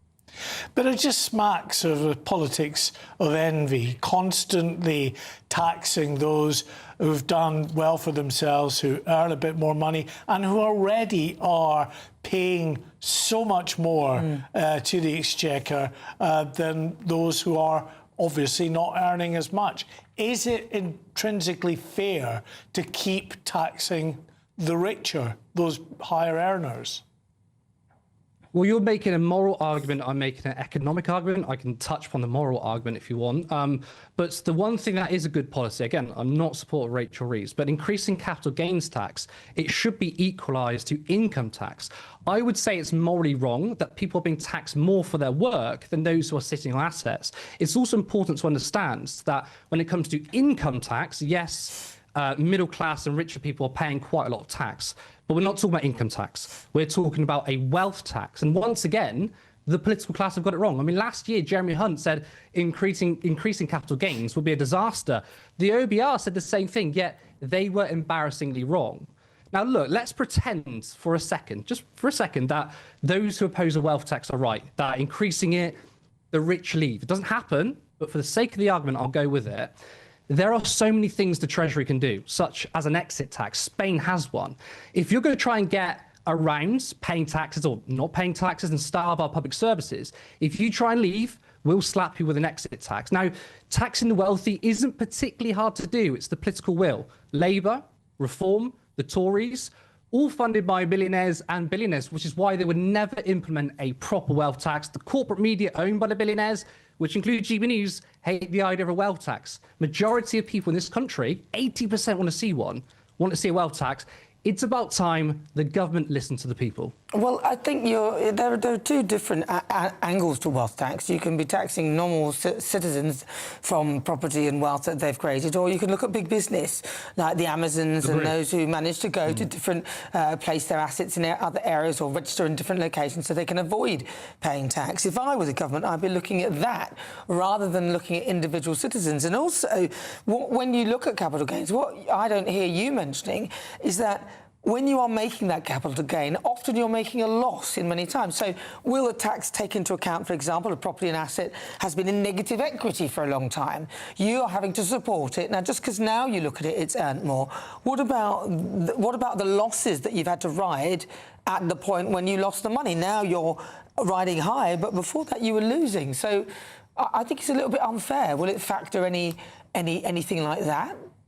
Well, Nana, your first point, you are spot on. I completely agree with you. The government should be prioritising big business, massive corporations, not small businesses. In fact, as a socialist, as a left-winger myself, I would like to see the tax burden on small businesses reduced.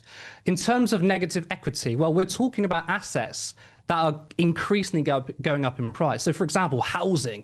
We are literally in a housing bubble and a housing crisis. At the moment, the value keeps going up. Now, one thing Mel Stride, who's the Tory MP, who sort of criticised this, made a kind of a good point. He said the problem with capital gains is it's taxed on the sale of lands, of homes, of businesses. I think that is a little bit wrong. What I would say is I support a land value tax, which means those who own lots of assets over a particular income, so you're not someone with a second home but got lots of houses, lots of land, you pay an annual tax. That then is levied against small businesses. We could abolish business rates altogether, and then small businesses would save money by not paying property taxes, and you're levying it with a land value tax on the landowners. Well, what about that is farmers? a policy I want to see. Well, what about farmers? Would you exclude farmers from that? Because that's not really fair. The name of their game is land, so they can provide food. So that sounds great until you look at the people who provide, who are looking after our food security and keeping land so they can provide for the nation. Yeah, I don't see why they, potentially could look into a particular exemption. I don't think there's any problem with that. Well, I know the Green Party have been looking at ways to try and do some sort of, political programme with farmers. So I think in terms of that, yeah, you can say there should be the exemption. But at the moment, you've got people renting houses or small businesses such as pubs who are paying so much in rent. And the reason why they're paying so much in rent is because the cost or the value of land is higher. Levy a land value tax annually. It reduces the value of the land, it increases those to sell land, and also it reduces rent for those who are, again, pub landlords or a small business. I hear you, abolish but business rates on top of that. I've been a landlord for many years. It doesn't always work like that. Interest rates go up and you have to kind of ride them, and many times you don't make any money at all, Curtis. All right, Curtis Daly, thank you very much. Abolish business rates in favour of that, so you would save money for small businesses. All right, thank you, Curtis. Founder of Turn Left Thank Media. you so much. OK, well, a Treasury spokesperson has said this is inaccurate. The autumn budget 2024 changes to capital gains tax raises or raise £10 billion over 5 years to support investment in public services. These numbers were certified as reasonable and central by the Independent Office for Budget Responsibility. All right, 37 minutes after 1 o'clock. Coming up on the show, people in their 40s could be the last generation of regular drinkers as younger adults increasingly shun booze. Is it a good thing that young people are turning their backs on alcohol? We'll be debating that. Terrible. All that and much, much more coming your way on GB News.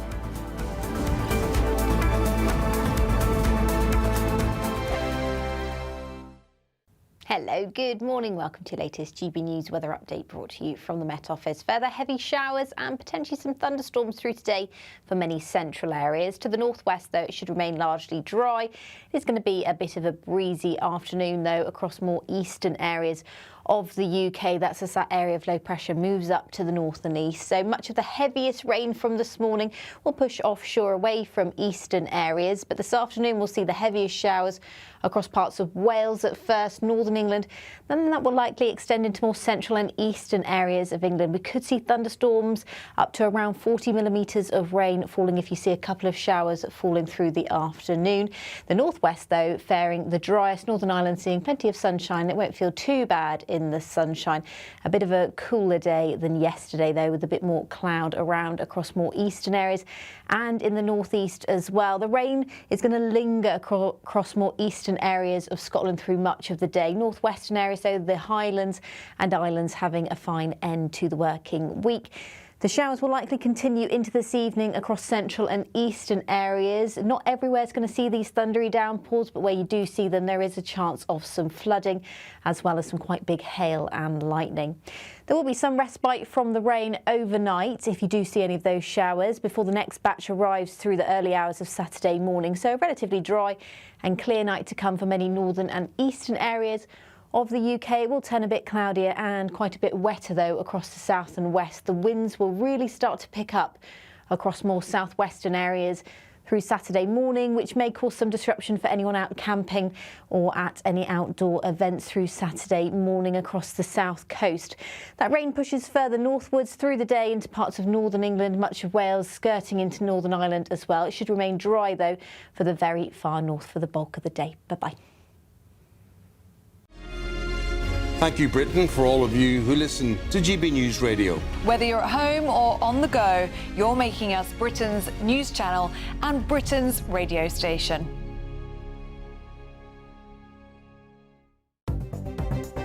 Good afternoon. This is the latest AI travel news from GBNews.com. The M25 clockwise exit at junction 28 near between junctions 23 and 24 near South Mimms is closed due to a collision. The M6 southbound is affected by a collision between junctions 19 and 18 in Middlewich. In Scotland, the M90 southbound has 3 lanes restricted at junction 2 in Masterton. Across Wales, the M4 westbound from J24 Coldra to J26 Malpas is congested with possible delays.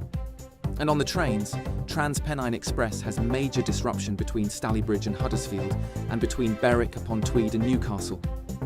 For more travel news, go to gbnews.com.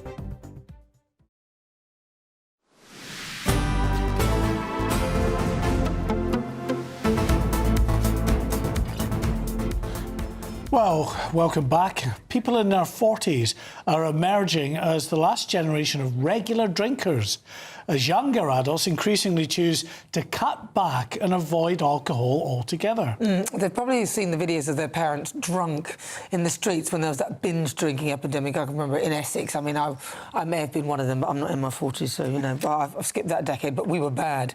But the study found that those in their 40s were more than 50% more likely to drink above the government's recommended limit of 14 units of alcohol a week.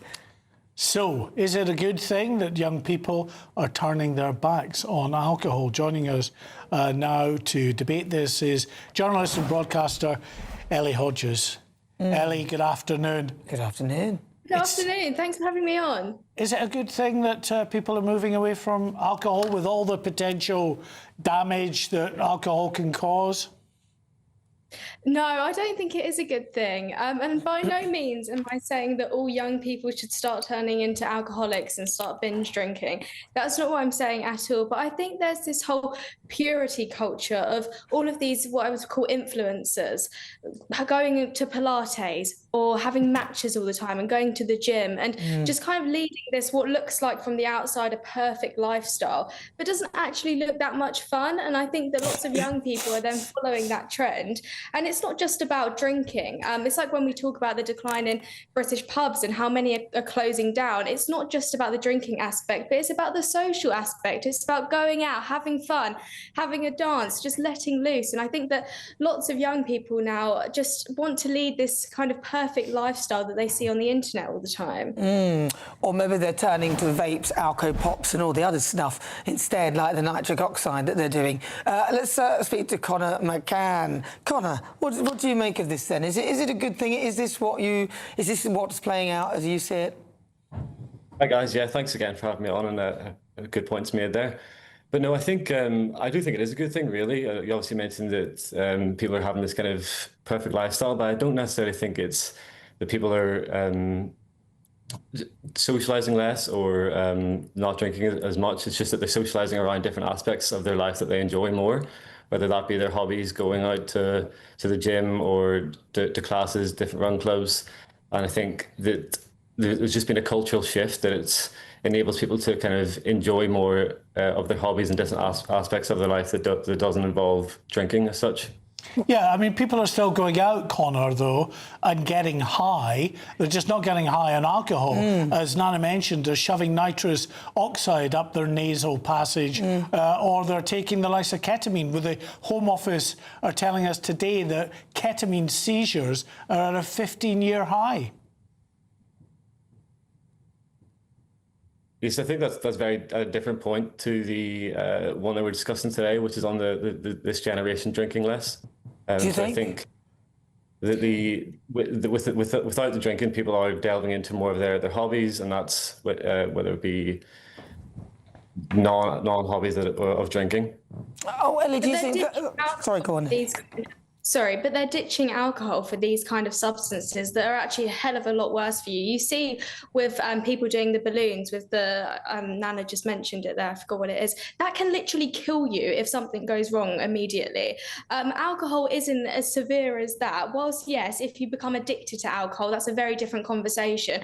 But going out and having a drink and having fun with your friends really isn't as bad as the kind of things people are doing as an alternative.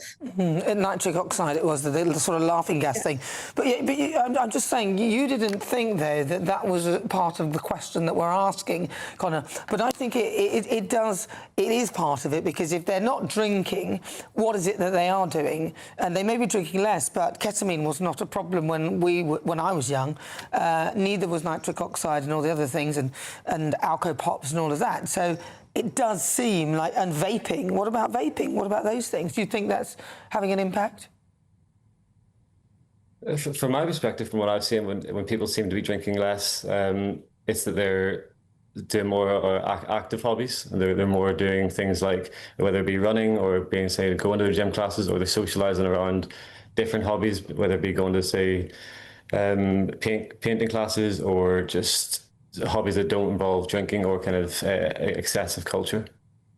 Yeah, I mean, I think that's the ideal and the aspiration. You would hope that, young people are just channeling their energies, if they're not drinking alcohol, away into more positives. But I'm not sure, and maybe Ellie would agree with this, that is the kind of situation, the everyday face of life in towns and cities of a weekend, that people who are not drinking are just abstaining from everything. They clearly are not.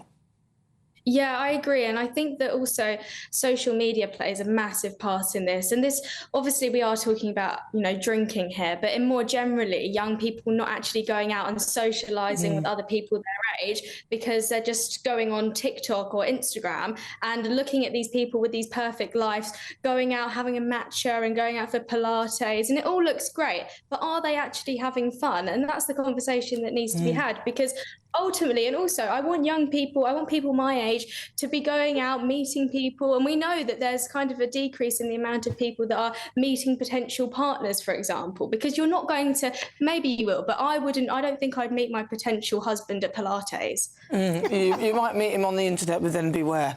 Ellie Hodges, thank you very much. And Connor McCann, really good to get your thoughts. Thank you. No, young people, I think they're just turning a bit boring, really. I mean, I'm not saying that drinking is exciting. I'm just saying that the things that they're choosing as an alternative are a bit dull. Pilates, matcha tea. Well, those that are choosing that, but I honestly do think that, young people have not given up the craving to get high. They just maybe take a different substance, and often a more dangerous substance. Yeah, well, alcohol's pretty bad. It's pretty dangerous, especially if you drink too much all at once. But this is Good Afternoon Britain on GB News. Lots more coming up on today's show. Yes, the summer holidays are almost over, but GB News' Dougie Beattie is hitting the road for one last Great British adventure. We'll join him live in North Wales.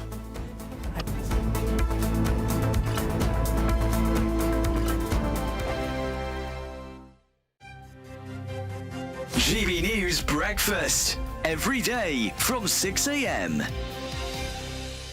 A tetraplegic veteran is embarking on a 79-mile journey in an off-road wheelchair to prove that life can still be extraordinary. Yes, Danny Mayer, who served in the Royal Scots Dragoon Guards in Iraq, was paralysed from the neck down after a motorcycle accident 6 years ago. Well, the 41-year-old Glaswegian is now preparing to travel the Great Glen Way in Scotland, of course. Feeling nervous now, being just a month from it. Stand by my idiotic phrase. Definitely that's starting to approach me a little bit more. Hopefully a little bit more inspiring by the end of the journey, but I'm feeling like, as most people do when they take on a challenge, or at least something that's out of their reach, maybe a little chaotic. GB News, the People's Channel. GB News Breakfast, every day from 6 a.m. There's also a big issue with pigeons in Norwich, but the Greens are not allowing them to be culled. They're supported by a group called Peck Savers, which I think is rather good. And somebody turned up at a council meeting dressed as a pigeon. And you just think, wait a minute, you know, the world's on fire, there are various wars around the place, and they're obsessing about how to deal with pigeons. It does seem quite bizarre, their priorities. But they have proposed pigeon contraception. What? I would like to see that in action. Yeah. I would like to see somebody try and... this is a family show, but I cannot understand how that would happen.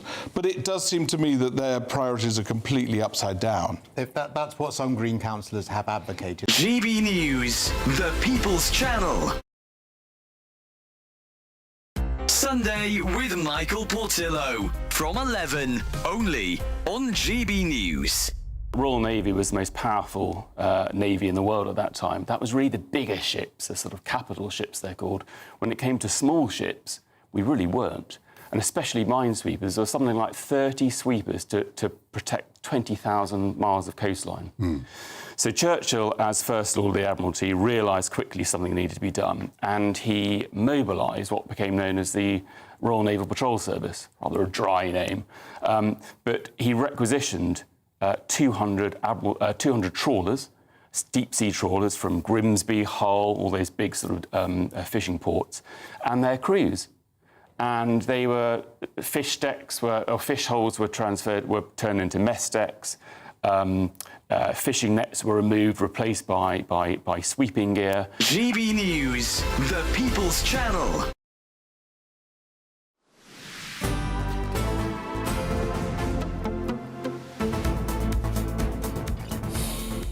Welcome back. Now, earlier this month, our intrepid reporter, Doogie Beattie, showed us how Brits were enjoying a break in Benidorm. And it is his last week of the summer holidays. He's touring Britain ahead of the bank holiday.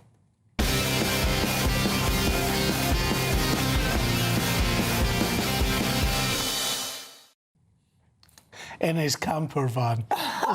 Let's cross live to Prestatyn in North Wales and join Doogie Beattie. Well, how are you, Mark? How are you, Nana? Yes, I'm here in Prestatyn. What a holiday park this is. And I'll tell you what, when I used to caravan in static caravans, they didn't look like this. I'll just bring you in to show you what staycations actually mean. What do you see? We just walk inside here. I mean, Mark, Nana, look at this. Look at this. This is absolutely fabulous. I didn't stay in caravans like this. They were basically a tin shed that you either roasted in or froze in, one of the two. And two people who have been doing this, how many years have you been doing this? Oh, before I can remember. Since I was a child, we've always been to haven holidays, caravan holidays everywhere, all over the country. And I mean, what made you actually settle down here? Is it children? What is it? Children. Children love coming in the caravan. We came as kids, and that's what they like doing. The distance as well, it's so close to home. We can be here in 50 minutes to an hour, pack up on a Friday and just get here for the weekend. Kids love it. Well, I think that's the whole clue to it, isn't it? Actually holidaying some way away from home, but not that far. Normally about 2 hours or so seems to be acceptable. In Northern Ireland, in fact, in the whole of Ireland, we don't really have parks like this. They have changed somewhat and they're more private parks. But what are the advantages of staying on a holiday park itself? There's loads of advantages. We've got the swimming pool, entertainment for the kids. Everywhere you go there's a park. There's loads of places to go walking. So there's just loads of activities to get the kids away from the tablets and get them out and exploring nature and just being with other people. It's the social side of it as well for the children, which we're missing a lot now in society, aren't we? Well, thank you very much, and thank you you for letting us in. Yes, that's Mark, Nana, I mean, for the children, keeping them away from tablets, keeping them away from social media. I mean, I've been out and around this park today, and there's everything that a child could want. Not one of them has a tablet in their hand. There's a lot to be said for that, and a lot to be said for staycationing, of course. Last week, as you mentioned, I was in Benidorm, and that was a totally different holiday. This one is much more relaxed, but still as much fun, I can assure you. It has been great going through some of our better known UK holiday destinations. And this year, of course, they have done very, very well because of the heat waves, and people have decided, do you know what, going to stay at home. Looks lovely, almost as nice as your camper van, Doogie. That's it, more at the top of the hour.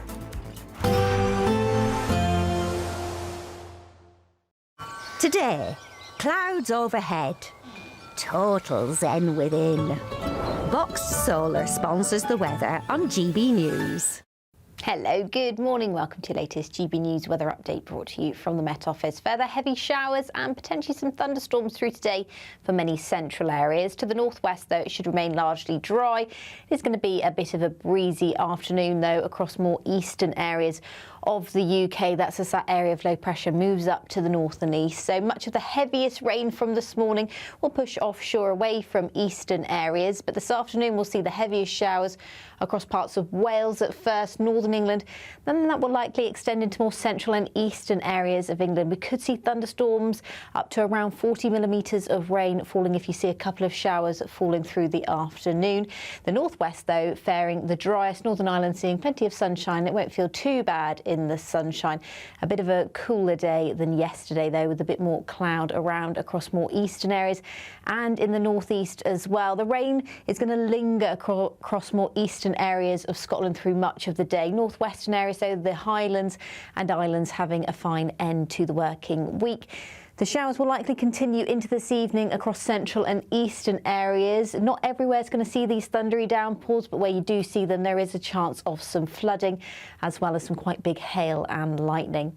There will be some respite from the rain overnight if you do see any of those showers before the next batch arrives through the early hours of Saturday morning. So a relatively dry and clear night to come for many northern and eastern areas of the UK. It will turn a bit cloudier and quite a bit wetter, though, across the south and west. The winds will really start to pick up across more southwestern areas through Saturday morning, which may cause some disruption for anyone out camping or at any outdoor events through Saturday morning across the south coast.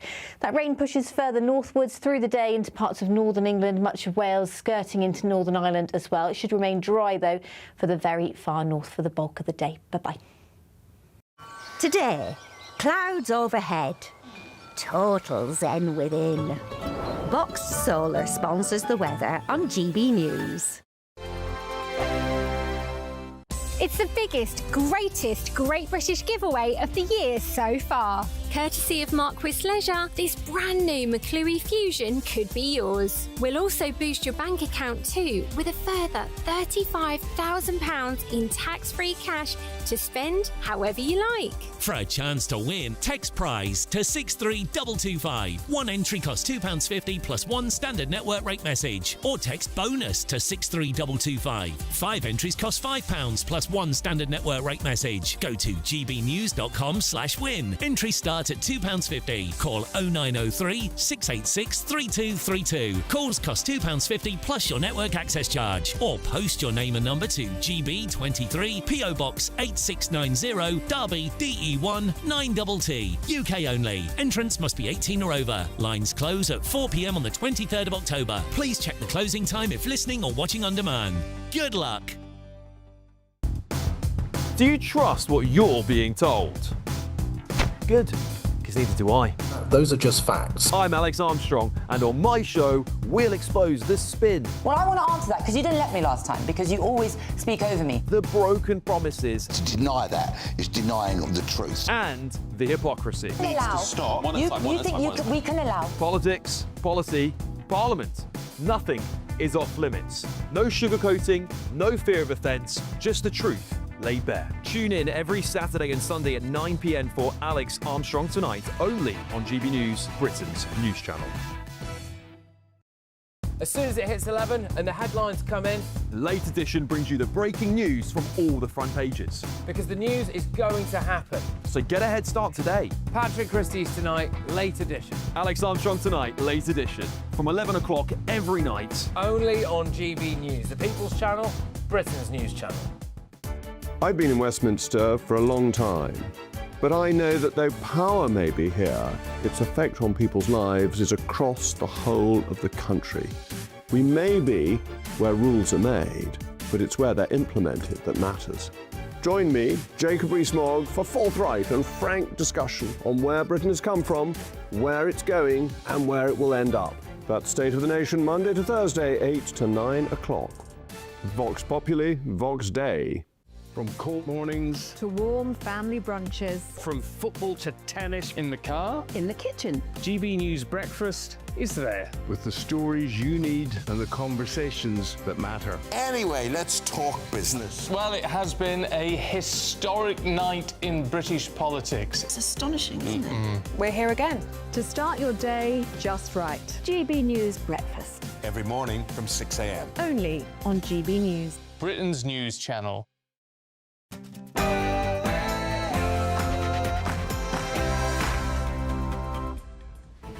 Good afternoon, Britain. It is 2 o'clock on Friday, the 28th of August. I'm Nana Akua. And I'm Mark White. More than 200 extra officers have been drafted into Middlesbrough following a string of deadly incidents linked to organised crime. So just how did Middlesbrough become a war zone? And can the police bring its deadly crime feud under control? Yes, 9 people dead after a week of violent incidents. Started from a crash here on the side of the A66. Some tributes for the 5 boys who died in that behind me, along with those 2 police officers as well. Well, now as police here continue to investigate these violent incidents, 200 extra officers have been drafted in from across the country. John Healey quit as Defence Secretary. He demanded Britain spend more on the military. But now, as Chancellor, he's set to shelve his own target. With the threat from Russia growing, can Britain afford to delay boosting defence spending?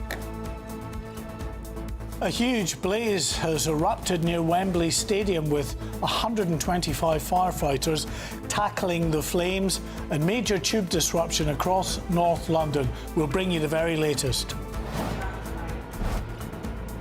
The firefighting operation is continuing here behind me as fire crews battle the blaze from above and from the ground too. We'll be live here on the scene of what is this latest huge fire in North London. President Donald Trump has ordered Lake Ontario to be renamed Lake America after trade talks with Canada collapsed. And Save Our Mustard, Coleman's, has been put up for sale, and the 212-year-old British brand could still fall into foreign hands.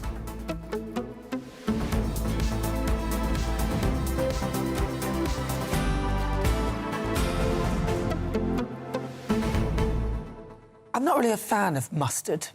On a hot dog, yes. Yeah, I quite like it. You know, it's British, English mustard is good. You know, it does clear the old nasal passages, I think. Yeah, I don't like anything that's a bit spicy on the tongue, do you know what I mean? Anything that's a bit... But it's nice in a hot dog with onions and, you know, and a bit of ketchup on there. No, I love it. The spicier, the better. And this is the thing about, you know, if it goes overseas, if it goes to America, do you want that kind of watered-down, tasteless American-style mustard? It's not nice. You won't even notice it. Well, you won't notice that you've got it on your hot dog. There'll be no taste at all. But Americans, mate, didn't they invent the hot dog? So it's probably all right. Yeah, they it is a shame. It is a shame we're losing a lot of big countries in this, big companies, in this country that had sort of a real kind of stature. Sadly, they're going abroad and we're losing investment in things as well. It's a shame. Well, here's hoping that we can save our mustard. Save our mustard! Right, just after 2 o'clock, our top story. More than 200 police officers from across the country have been drafted into Middlesbrough as fears grow of gang violence erupting in the town. So since Saturday's crash on the A66 that killed 2 police officers and 5 young men, a series of suspected gang-related incidents have taken place. Well, GB News national reporter Will Godley is there, and you were down at the sort of epicentre of where a lot of the gang violence was before. Did you see much of a police presence, Will? Good afternoon to both of you. There was a police van circling around the streets, driving around, keeping that visual presence there for the half an hour or so we were there. We were actually not too far away, in fact only about 200 or so metres, and we are just at the side of the A66. Behind me you might be able to see these floral tributes. These tributes here left by locals are for the 5 young men who died when the car they were driving along the wrong way on the dual carriageway here collided with a police car that previously was pursuing that vehicle. Of course, the tributes for the 2 police officers that have died is at the police station, Matthew Blades and Tom Clow, but those tributes being laid here, and also vigils being held last night. There were images shared on social media just about half an hour away from here of a vigil for the 23-year-old Michael Cahill, who was killed.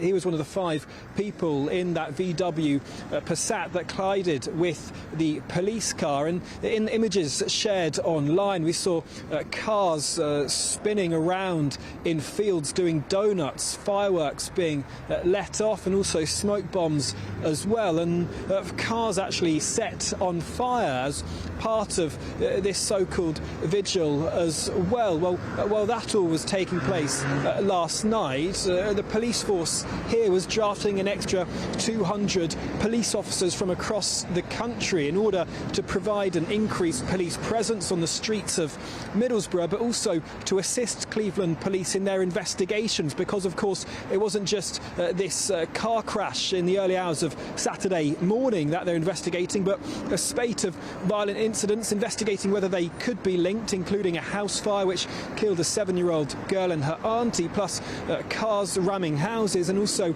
a stabbing yesterday. Well, earlier on I spoke to people in Middlesbrough about whether they thought these extra 200 police officers were needed. It's absolutely insane here at the minute. It's just full of people wanting to kill each other, which is just absolutely crazy. Is it going to make a difference? I don't know, because they don't seem to have any fear of the police.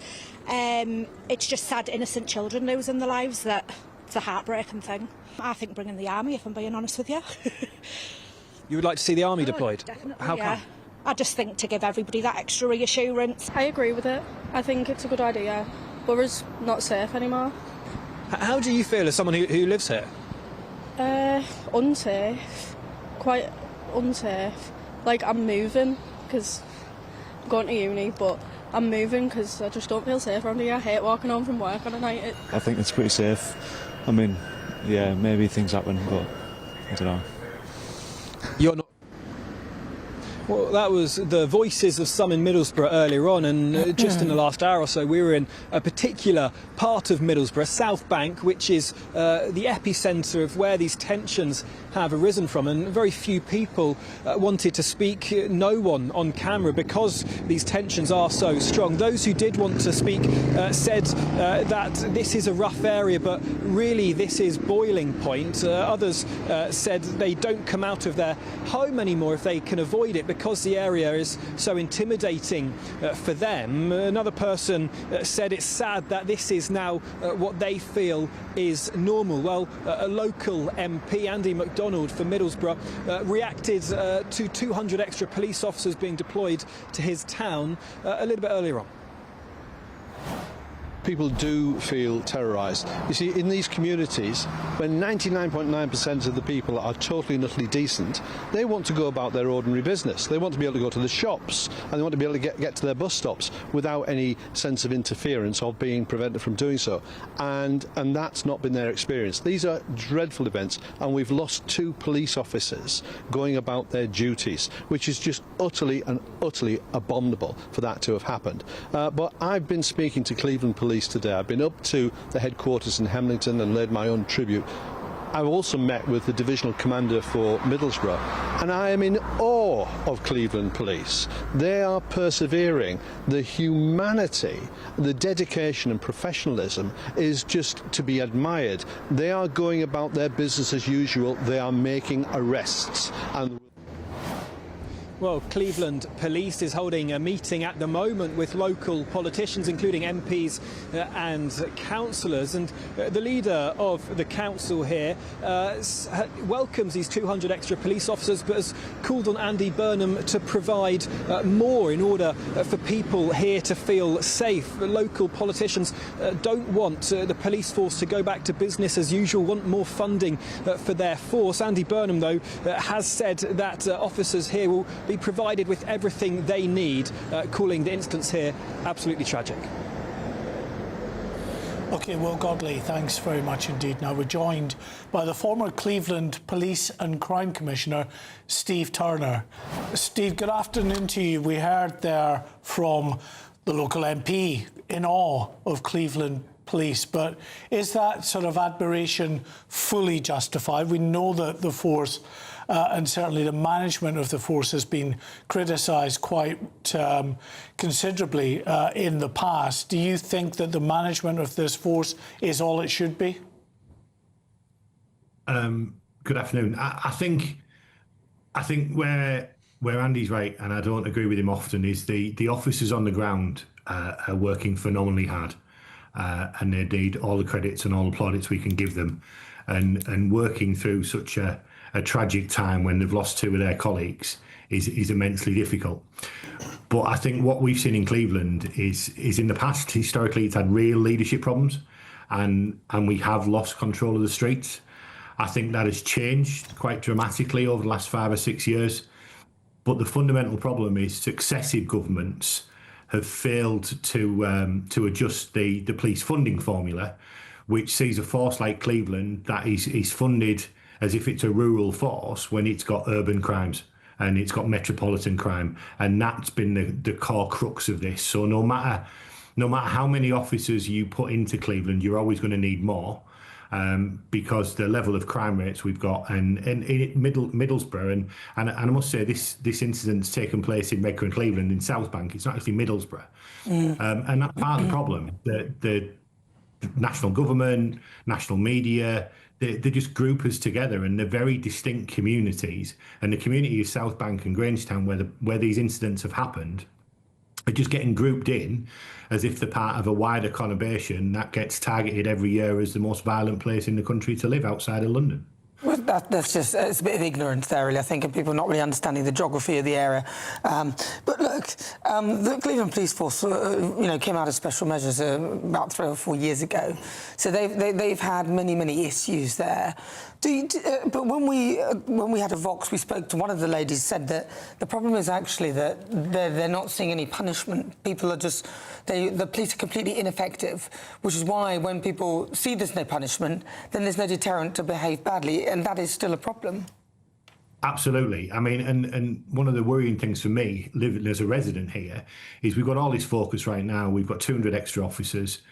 They'll be gone in a couple of weeks, and we'll go back to where we were, and we'll still have the feral youths riding round on scooters and quad bikes with the balaclavas on, and the police are operating with their hands tied behind their back. They know who these people are. They know who these individuals are. They can arrest them straight. They can arrest them today. We saw that at the weekend when they made 16 or 17 arrests, so in a 4 or 5 day period.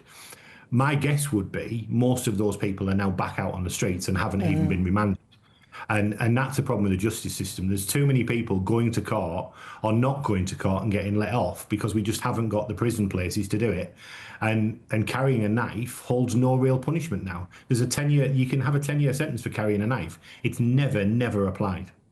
It's really interesting, Steve, because we heard really within hours of the terrible events coming to light about the A66 crash, politicians falling over themselves to say we've got to have more controls over TikTok and its monitoring of these videos that youngsters put up. But the truth of it is, as you are saying there, Steve, that actually there just isn't the kind of the punishment, the disincentive to embark on this kind of reckless criminal behaviour in the first place.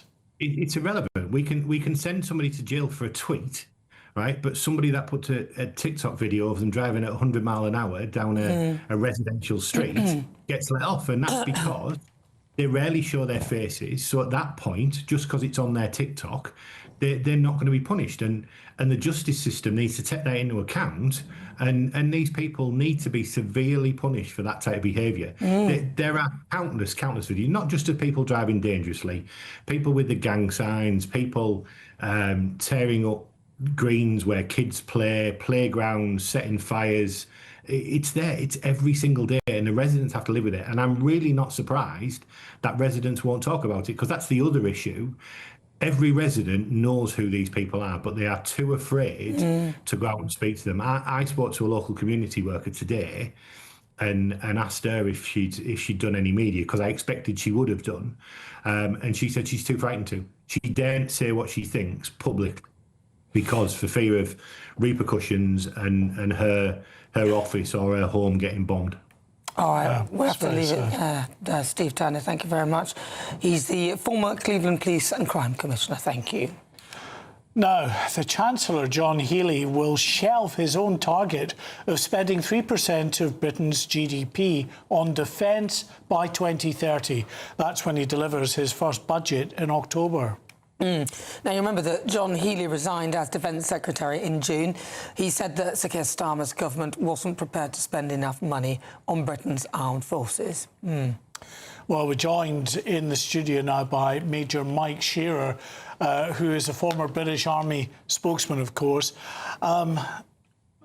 It's a surprise, this, in some ways, but maybe in others not, given the difficult situation the government finds itself in terms of finances. I had such hope for John Healey's appointment as the Chancellor.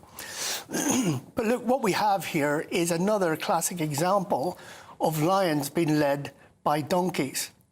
Look, if he wants a little bit of help with getting some money during his autumn budget speech, I suggest he takes about half of the BBC's hypothecated licence tax, which is about just shy of $4 billion a year. Sell off all the ads and debts. There's supposed to be a national broadcasting service. We don't need BBC Surrey and Hampshire et al., both radio and television. There's a huge pot of money there to be had. And look, NATO has committed, all NATO member states have committed 5% by 2035. It's nine years ago, thereabout. They have a two-tier system by which they will spend that. 3.5% on core military business and 1.5% on wider defence security issues like cyber et al. I'm still firmly of the belief that our defence, our nuclear assets should have a separate central government budget line like it used to before George Osborne, I think it was, started waving smoke and mirrors all over the place. We need to spend this money now. And I do think that our Chancellor is gambling with the security of this country. I think you will have heard over the last 24 hours, reported by the New York Times, that the CIA director went and had direct talks with the FSB, that's in old money, that would be the KGB, and their foreign intelligence services separately.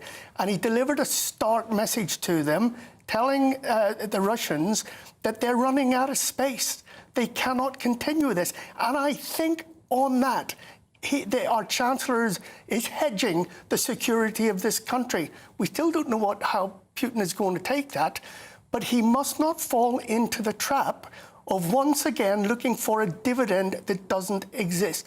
The only dividend that will ever exist is peace itself. If you want peace, prepare for war and spend the money, and spend it now. What do you think has influenced him to change his tack? Because he, everyone said, oh, he's actually he's put his money where his mouth is, he's walked away. This is what you want to see. Actually, it would have been nice if he'd stayed and fixed it, but he decided to, as a point of honour, to say, no, this is unacceptable. Yeah. So what do you think it is? Honestly, I think he has got, through the wires, he's heard what the CIA director has spoken, directly spoken to his opposite number in Russia, and separately, their foreign intelligence service head. And he has told them that they've done their analysis, the Americans. They're very good at this. And they said, you're running out of space. If you do not come to the table and negotiate peace now, you're going to completely destroy your economy. You're going to lose many, many more soldiers unnecessarily. You do not have the ability to just continue on this war of attrition. And you know what? Who's going to win? The only people that really realistically can win this are the Ukrainians, supported by NATO, Europe, and hopefully America. And I think Putin has to. I think he's been told lies by his generals, and hopefully now that this is reported out in the open, he will read this and perhaps gather his team in and say, where are we with this? Because they simply can't keep going on. They have taken 1% of territory in the last 18 months. I mean, that's ridiculous. Is that worth the sacrifice? Does he see that as a victory? If he does, it's a Pyrrhic victory. Yeah, but I mean, the situation in Ukraine is one terrible event that is having very significant ramifications globally. But it's not just that. You look at the Middle East with Iran, you look at the continued threats from North Korea, from China, and what it might do with Taiwan. There are so many global instabilities at the moment, and our defence is in an absolute shocking state of decay, with, yes, some new assets coming through. But the first of them won't be actually fully operational for about another 5 years. The SDR that was presented will not be fully operational until about 8 years' time. So now, can it be compressed? Of course it can, if there is political will. Now, if the Prime Minister and the Chancellor doesn't want to listen to the chiefs, then listen to Lord Robertson, George Robertson, our former and very good Secretary of State for Defence, and of course NATO's Secretary General, and author of the Strategic Defence Review. He said in May this year, we are underprepared, we are underinsured, we are not safe. Now, they must listen to him. If they're taking the SDR seriously, if they're going to have it as a strategic defence review instead of a strategic spending review, they must listen to this man. Well, you would hope so, but I think the voice of the Labour backbenchers at the moment is the most powerful voice that government seems to be listening to. And that is not a voice that's shouting resoundingly for more in the way of defence spending at the expense of, for instance, the welfare bill. Well, if I was the Prime Minister, I would hold them the ransom. I would say, back me, or we're having an election. OK. All right, Major Mike Shearer, thank you. Brilliant. All right, in other news, a large blaze has broken out at a waste and recycling facility in North London, with several nearby tube stations affected. Around 20 fire engines and 125 firefighters responded to the incident near Wembley Stadium.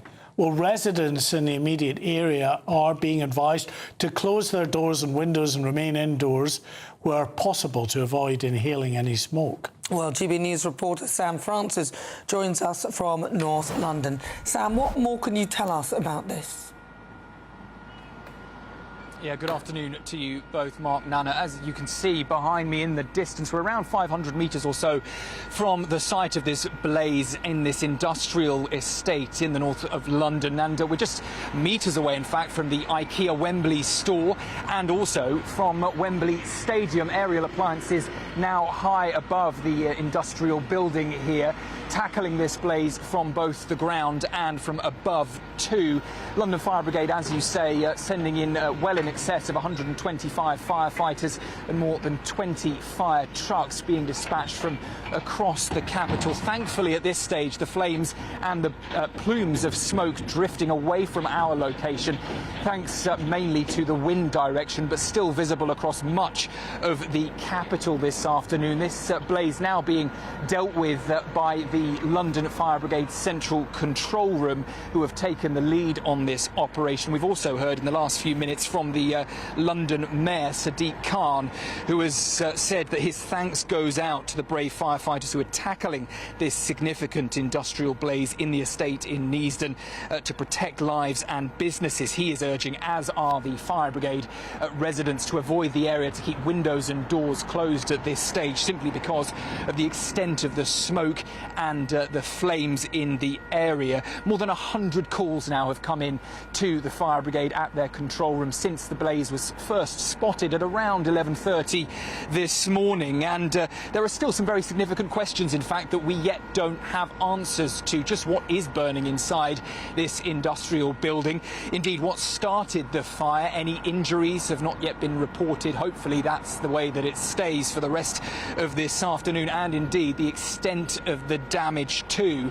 And this is the latest in a number of significant fires in similar locations across the capital in recent weeks. 3 in as many weeks have been burning, with significant dispatches of fire crews and fire trucks, more than 100 in each of those. One just yesterday with 125 firefighters being dispatched to Mitcham. That in addition to Barking, Hornchurch, Deptford, plus today's Neasden incident. So 5 major deployments by the London Fire Brigade in just weeks. So this is still a very active and developing incident. As I say, 20 fire engines, 125 firefighters on scene, gathering from multiple stations across the capital, including Park Royal, Wembley and Willesden too. And as you can see, the enormous plume of smoke drifting thankfully away from us at this stage, but continuing to burn for now more than 3 hours, and will continue to do so, no doubt, for the hours to come. But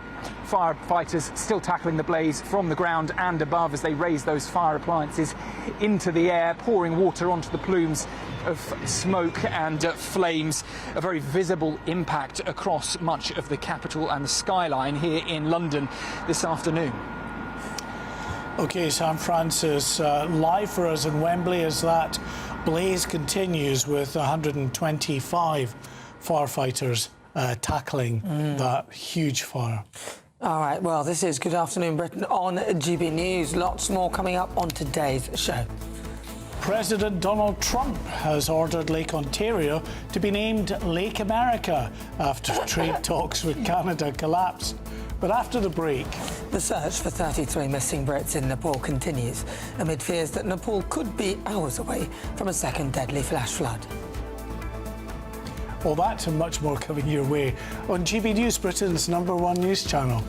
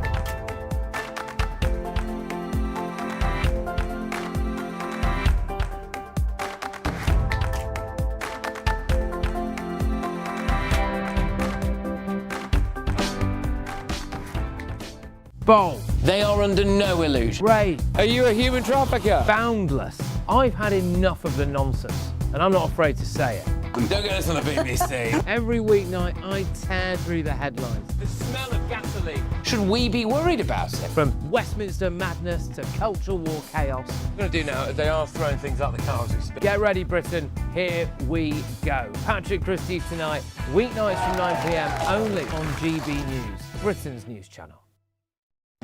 At the stroke of midnight, the news doesn't stop, and neither do we. Day in, day out. Forget stuffy late-night TV shows. We're giving you a front-row ticket to the centre of the political universe. Because breaking news doesn't wait for the morning. And neither do we. Join us for one of the most controversial and volatile times of politics in human history. A very big story. Big story over here. You won't get this anywhere else. The Late Show live at midnight, every night. Only on GB News. From the school run to the home run, watch a new show for all of Britain. He can say whatever he wants. A straight-talking show where all voices are heard. And, you know, when are we going to stop talking about smashing the gangs and actually do it? With the stories that matter from every part of our country. There's a bit of a crash landing there for your Chancellor. Bold, fearless and standing up for you. That's me, Martin Daubney, 3 p.m. till 6 p.m, weekdays, here only on GB News. The People's Channel, Britain's news channel.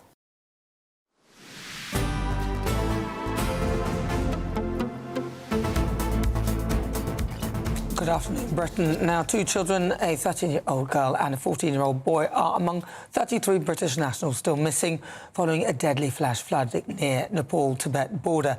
The girl was on tour. Well, a British-born Hindu priest alongside 10 other British nationals is among those feared dead. Nepali police say more than 543 bodies have been recovered, with more than 1,500 people still missing. But heavy rain, mudslides and remote mountain terrain are hampering rescue efforts, and that is as a second wave of flooding could be on the way. Well, joining us now is environmental scientist at Bangor University, Professor Christian Dunn. Professor, we are hearing, as I'm reading about this, that potentially global warming caused this sort of glue-holding piece of glacier to collapse, then land and then form a tremor, which then triggered everything, and then this flooded. Obviously, it melted as it flooded, and it went. It was like about 100 miles per hour. The water was racing at that speed. In your view, do you think this was a global warming situation, or this place is prone to glaciers and ice melting and things like that anyway? Absolutely. It's too early to say yet whether global warming has had an effect here. We do know that the area has had unprecedented heat for the past few weeks or past few months. So it could have had an effect. And as you say, what's happening is it looks like some of the glacier has sheared off, but perhaps even more importantly as well, some of the permafrost that's kind of permanently frozen water that's in the soil itself of the soil and the bedrock, that has thawed as well, and that is what kind of acts as that glue. And without that, the bedrock, the soil has slipped away, allowing the glacier to break away. But which came first, the glacier breaking or the bedrock? We don't yet know. So it's too early to say. And what this does show is the power of nature, and when it goes wrong, the devastating effects that it has. And unfortunately, the evidence suggests we are going to see more of these catastrophic events moving forward. And, I mean, is there anything really that sort of mountain communities, such as those in the Himalayas, can do? I mean, we hear about early warning systems, but honestly, they're so high up the mountain passes, by the time the alarms sound, the flash floods seem to be right upon them. For some people, there is very little warning when something like this happens. For others, kind of further downstream, there will be. But for some, there is very little warning. And perhaps we have to accept that there are areas of the planet that will become too dangerous to live in if the climate changes and weather patterns change as they are expected to do so. We may just have to say we can't live there. That's a very controversial issue, obviously, because people need livelihoods. And it's been going on for time immemorial. Look at the Romans living around volcanoes. But perhaps we now have to say that we just can't live there. And these pictures that you're showing there, as devastating as they are, we're also seeing problems there. If you see such urbanisation, buildings where there used to be a floodplain, forests have been cut down. What you're doing is you're affecting the natural ecosystems to benefit us to live there and to make a living. But what you're doing then is damaging the ability of the landscape itself to protect us when something like this happens. We have to stop thinking that natural ecosystems are just that. They're just natural ecosystems. What they really are is critical infrastructure for us. In the UK, we're starting to see this. We will be having floods in a few weeks' time because we're having rain and it's been very dry. And because of how we've controlled our rivers and we've removed kind of the floodplains, we've built on them, we've damaged the natural ecosystems, we've damaged that infrastructure, which would have protected us when we get those floods coming soon. I was reading as well that they were saying that this could become a tectonic area. What does that mean?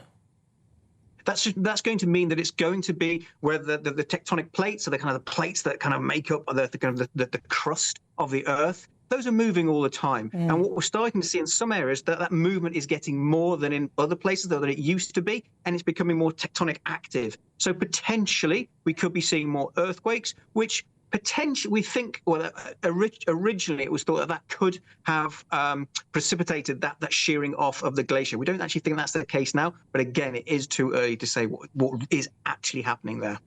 Wow.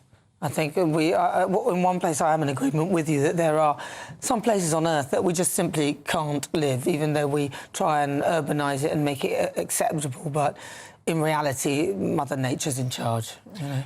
Yeah, absolutely. and thank you very much indeed, Professor Dunn. We really appreciate that. And I think what Professor Dunn was saying as well about how man-made elements, it's not just issues to be concerned of around climate change, but actually the felling of woodland.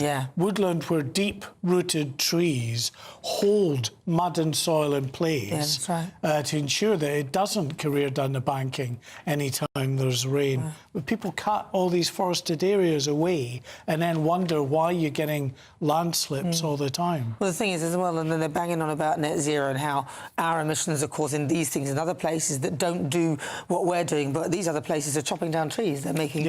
So, and, you know, they were saying that there'll be, like, climate reparations. Well, hold on a minute. If you're really serious, let's look at the big picture. What have these people in that country done to that landscape to make that more likely to happen, which will affect the overall planet as well? I think the reparation climate thing is silly anyway, but... Yeah, we need to be far more intelligent. It's not all about net zero. Yeah, it's a bit simplistic, isn't it? That's just a cash grab. OK, coming up on the show, lots more coming up your way. President Donald Trump ordering that Lake Ontario is to be renamed Lake America after trade talks with Canada collapsed. Yeah, stay tuned for that and much more on GB News, Britain's #1 news channel.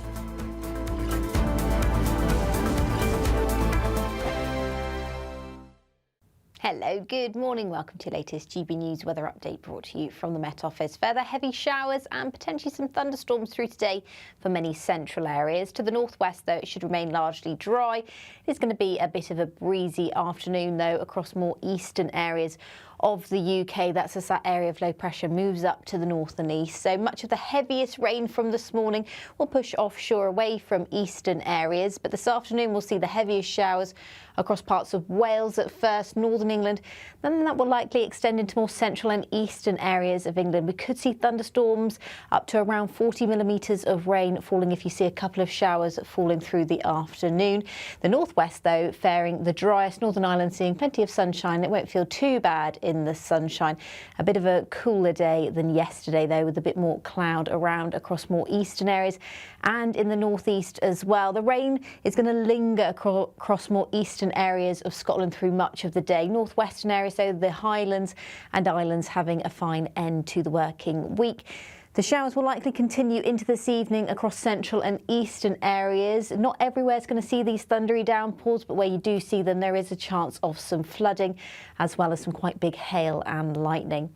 There will be some respite from the rain overnight if you do see any of those showers before the next batch arrives through the early hours of Saturday morning. So a relatively dry and clear night to come for many northern and eastern areas.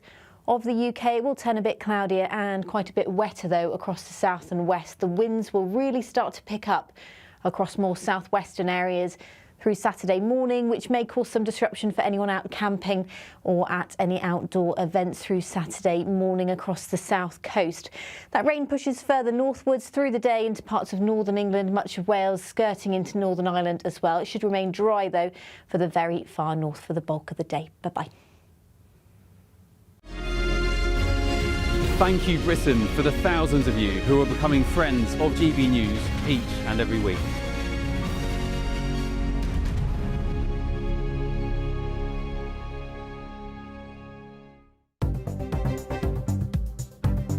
Good afternoon. This is the latest AI travel news from GBNews.com. The M25 clockwise is affected by a collision between junctions 25 and 26 in Enfield, and the exit at junction 28 is closed. The M69 northbound has a report of collision at junction 2 in Hinckley. In Scotland, the M8 westbound has queuing between junctions 17 and 16 at Craigle, with 4 lanes restricted. Across Wales, the M4 westbound from J24 Coldra to J26 Malpas is congested with possible delays. And on the trains, Trans-Pennine Express services are disrupted between Berwick-upon-Tweed and Newcastle. For more travel news, go to gbnews.com.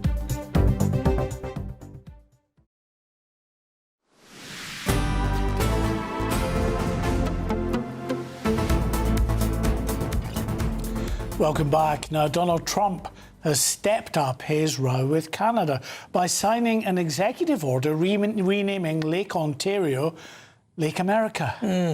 The US president has reacted after talks with Canada broke down last week. One Republican governor has called Trump's decision petty and disappointing. Well, let's cross live to Ottawa in Canada and speak to Rupa Subramanya, who's a writer with the Free Press. Rupa, good afternoon to you, good morning where you are. How is this move by Donald Trump going down in Canada?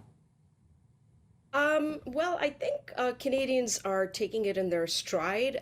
We have largely taken it, with a great deal of humor, and that's the only way you can see this. I think the whole thing is dumb, even as a troll, and I think Trump is trolling us here, and the trolling is getting quite lazy at this point. Lake Ontario wasn't named after the Canadian province. The province was actually named after the lake, and it's an Indigenous name that predates both Canada and the U.S. as we know them to be today. So if the idea was to strip the lake of some supposedly Canadian identity, it doesn't even make historical sense. And it doesn't matter at the end of the day. Call it what you want. It's still going to be Lake Ontario for us, and that's just and that's just how Canadians are dealing with it. I think I can't speak for every Canadian, but I could certainly speak for myself and for others, for some others out there who feel like me. But it doesn't really, he doesn't really have any power to change the name of the lake in Canada. It'll only be maybe what America might reference it anyway. Exactly. But this is all after the trade talks kind of broke down because of America imposing a 50% tariff. How do the Canadians feel about Donald Trump? How is he? Are they laughing at him? Do they think he's a bit of a clown? What is the general view of him? Well, at this point, I think Canadians are just quite tired of the theatrics. We have very substantial issues right now, not just for Canadians, but also for Americans. Keep in mind that Republicans are heading into the midterms, having to convince Americans they've used all of this time in power a lot of this time in power trolling other countries, including Canada.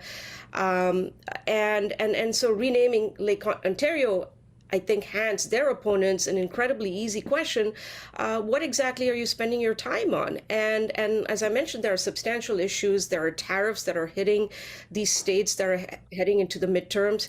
It's affecting Canadians. There are going to be job losses on both sides of the border.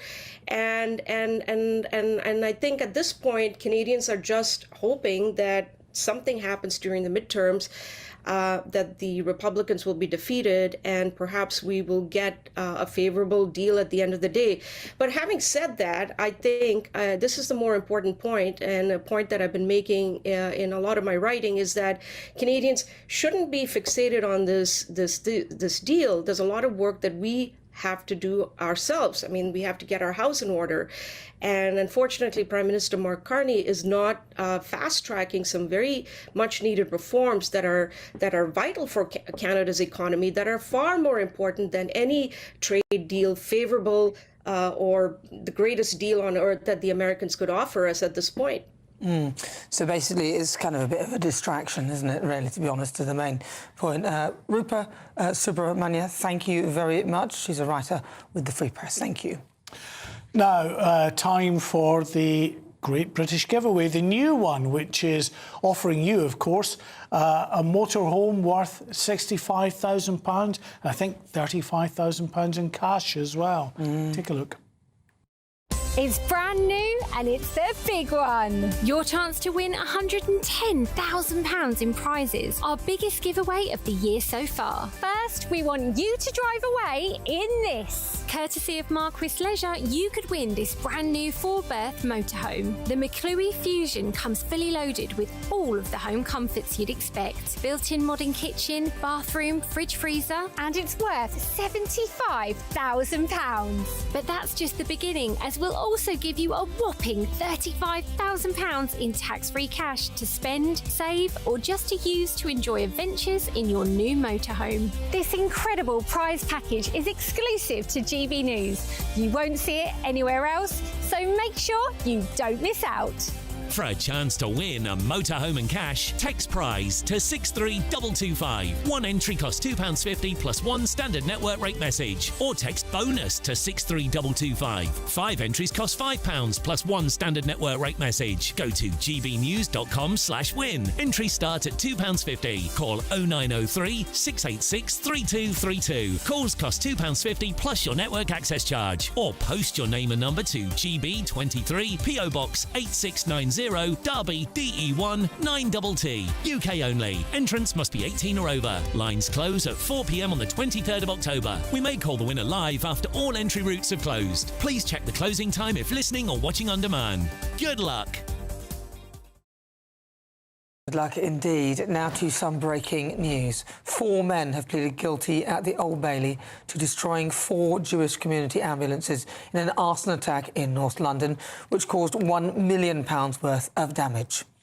Hamza Iqbal, who's 20, Rehan Khan, 19, Judah Ashtati, 18, and 17-year-old boy who can't be named for legal reasons, appeared at the Old Bailey earlier today and pleaded guilty to those offences. They admitted destroying or damaging property while reckless as to whether life would be endangered. The 4 Hatzala ambulances were, of course, set on fire and destroyed during this arson attack on the 23rd of March. It was a really shocking event, of course, for the community of Golders Green in North London. All right. Well, if you just tuned in, 46 minutes after 2 o'clock. This is Good Afternoon Britain on GB News. Coming up, more breaking news involving a stabbing on a migrant dinghy. But first, if you're in search of some holiday sun, here's the forecast for some of your top European destinations. I forecast a perfect holiday in the sun. Weather looking good then? For sure, and no worries about our travel insurance. All Clear Travel Insurance sponsors GB News Travel Destinations forecast. If you're heading away for the final weekend of summer, there is some drier and brighter weather on the cards for Spain and Italy. Very hot in the Mediterranean. Some quite intense thunderstorms, though, affecting parts of northern Italy in towards Slovenia and Croatia as well through Thursday and Friday and into the weekend. They will tend to fade away. You can see that very hot and sunny weather across the Mediterranean, and it's going to stay that way into next week as well, with temperatures in the mid-30s. Bye-bye. All Clear Travel Insurance sponsors GB News Travel Destinations forecast.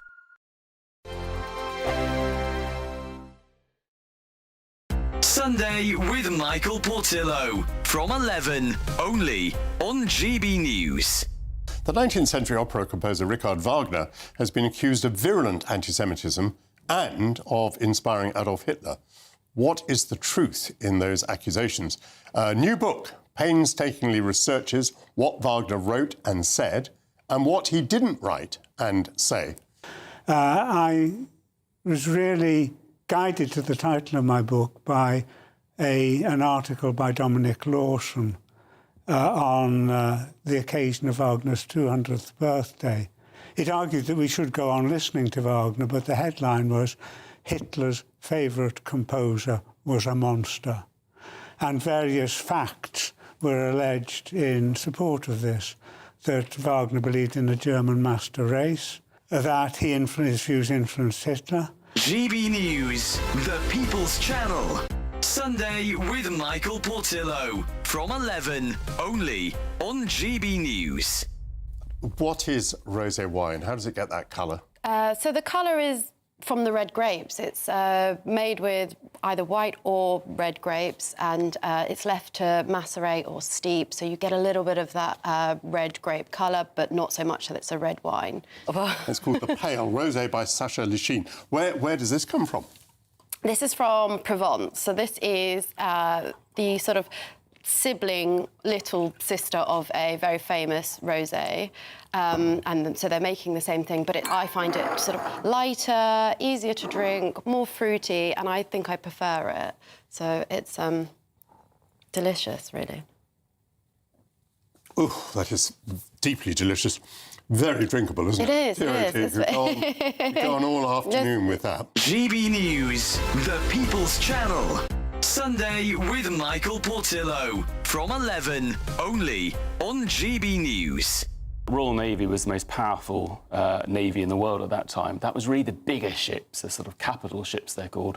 When it came to small ships, we really weren't. And especially minesweepers, there was something like 30 sweepers to protect 20,000 miles of coastline. So Churchill, as First Lord of the Admiralty, realised quickly something needed to be done, and he mobilised what became known as the Royal Naval Patrol Service, rather a dry name. But he requisitioned 200 trawlers, deep-sea trawlers from Grimsby, Hull, all those big sort of fishing ports, and their crews. And they were fish holes were turned into mess decks. Fishing nets were removed, replaced by sweeping gear. GB News, the People's Channel.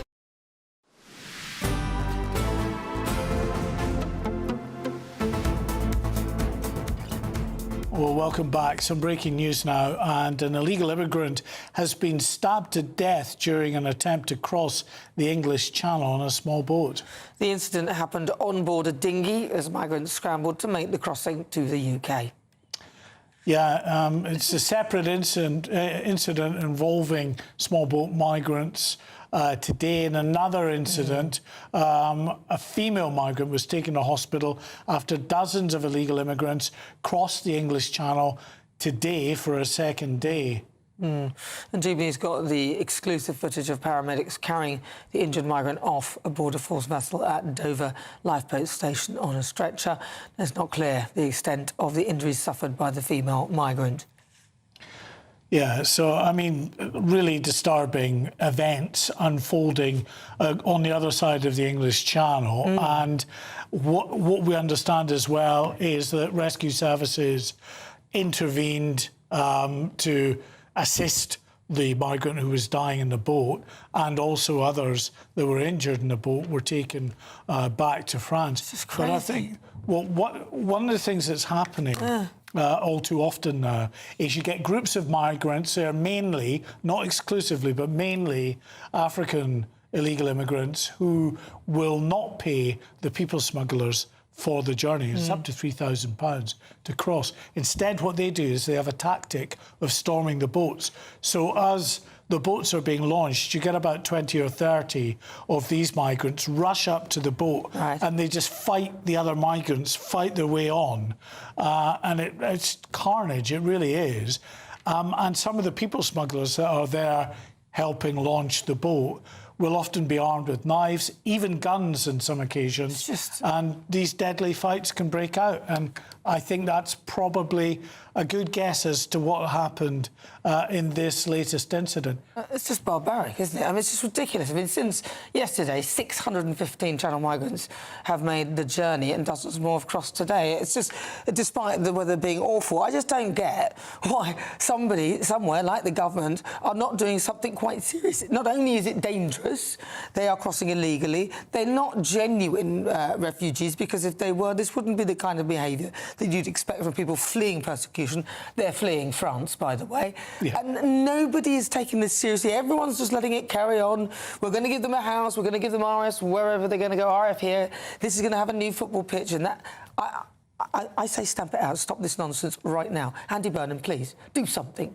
And something else that it highlights for me of real concern, when you've got people that are storming dinghies, fighting their way on board, getting involved in, you know, gun and knife fights with each other. These are the kind of people that are then crossing the channel, coming here, undocumented males, entering our asylum system. And placed in a house near you. Yeah. Nice. Well, this is Good Afternoon Britain. Don't go anywhere. Martin Daubney is up next. Thank you, Mark. Thank you to you. Thank you.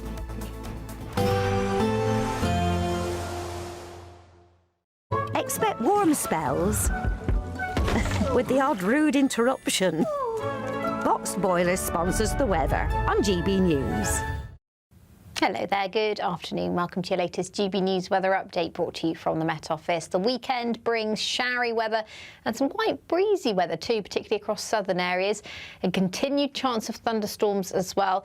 That exists into this evening and through much of the weekend. Some of those showers could be quite heavy and thundery too. But low pressure's in charge, so much of the rain starting to push eastwards through the rest of today. Some showers may move into parts of southeastern England. There is a warning in force until the latter part of this evening, and then we get a bit of a break, some respite between the areas of low pressure, so it will be quite a dry night for most of us, particularly for more eastern areas of the UK as well as much of Scotland, and it will be a little bit cooler than it has been lately by tomorrow morning, just with those clear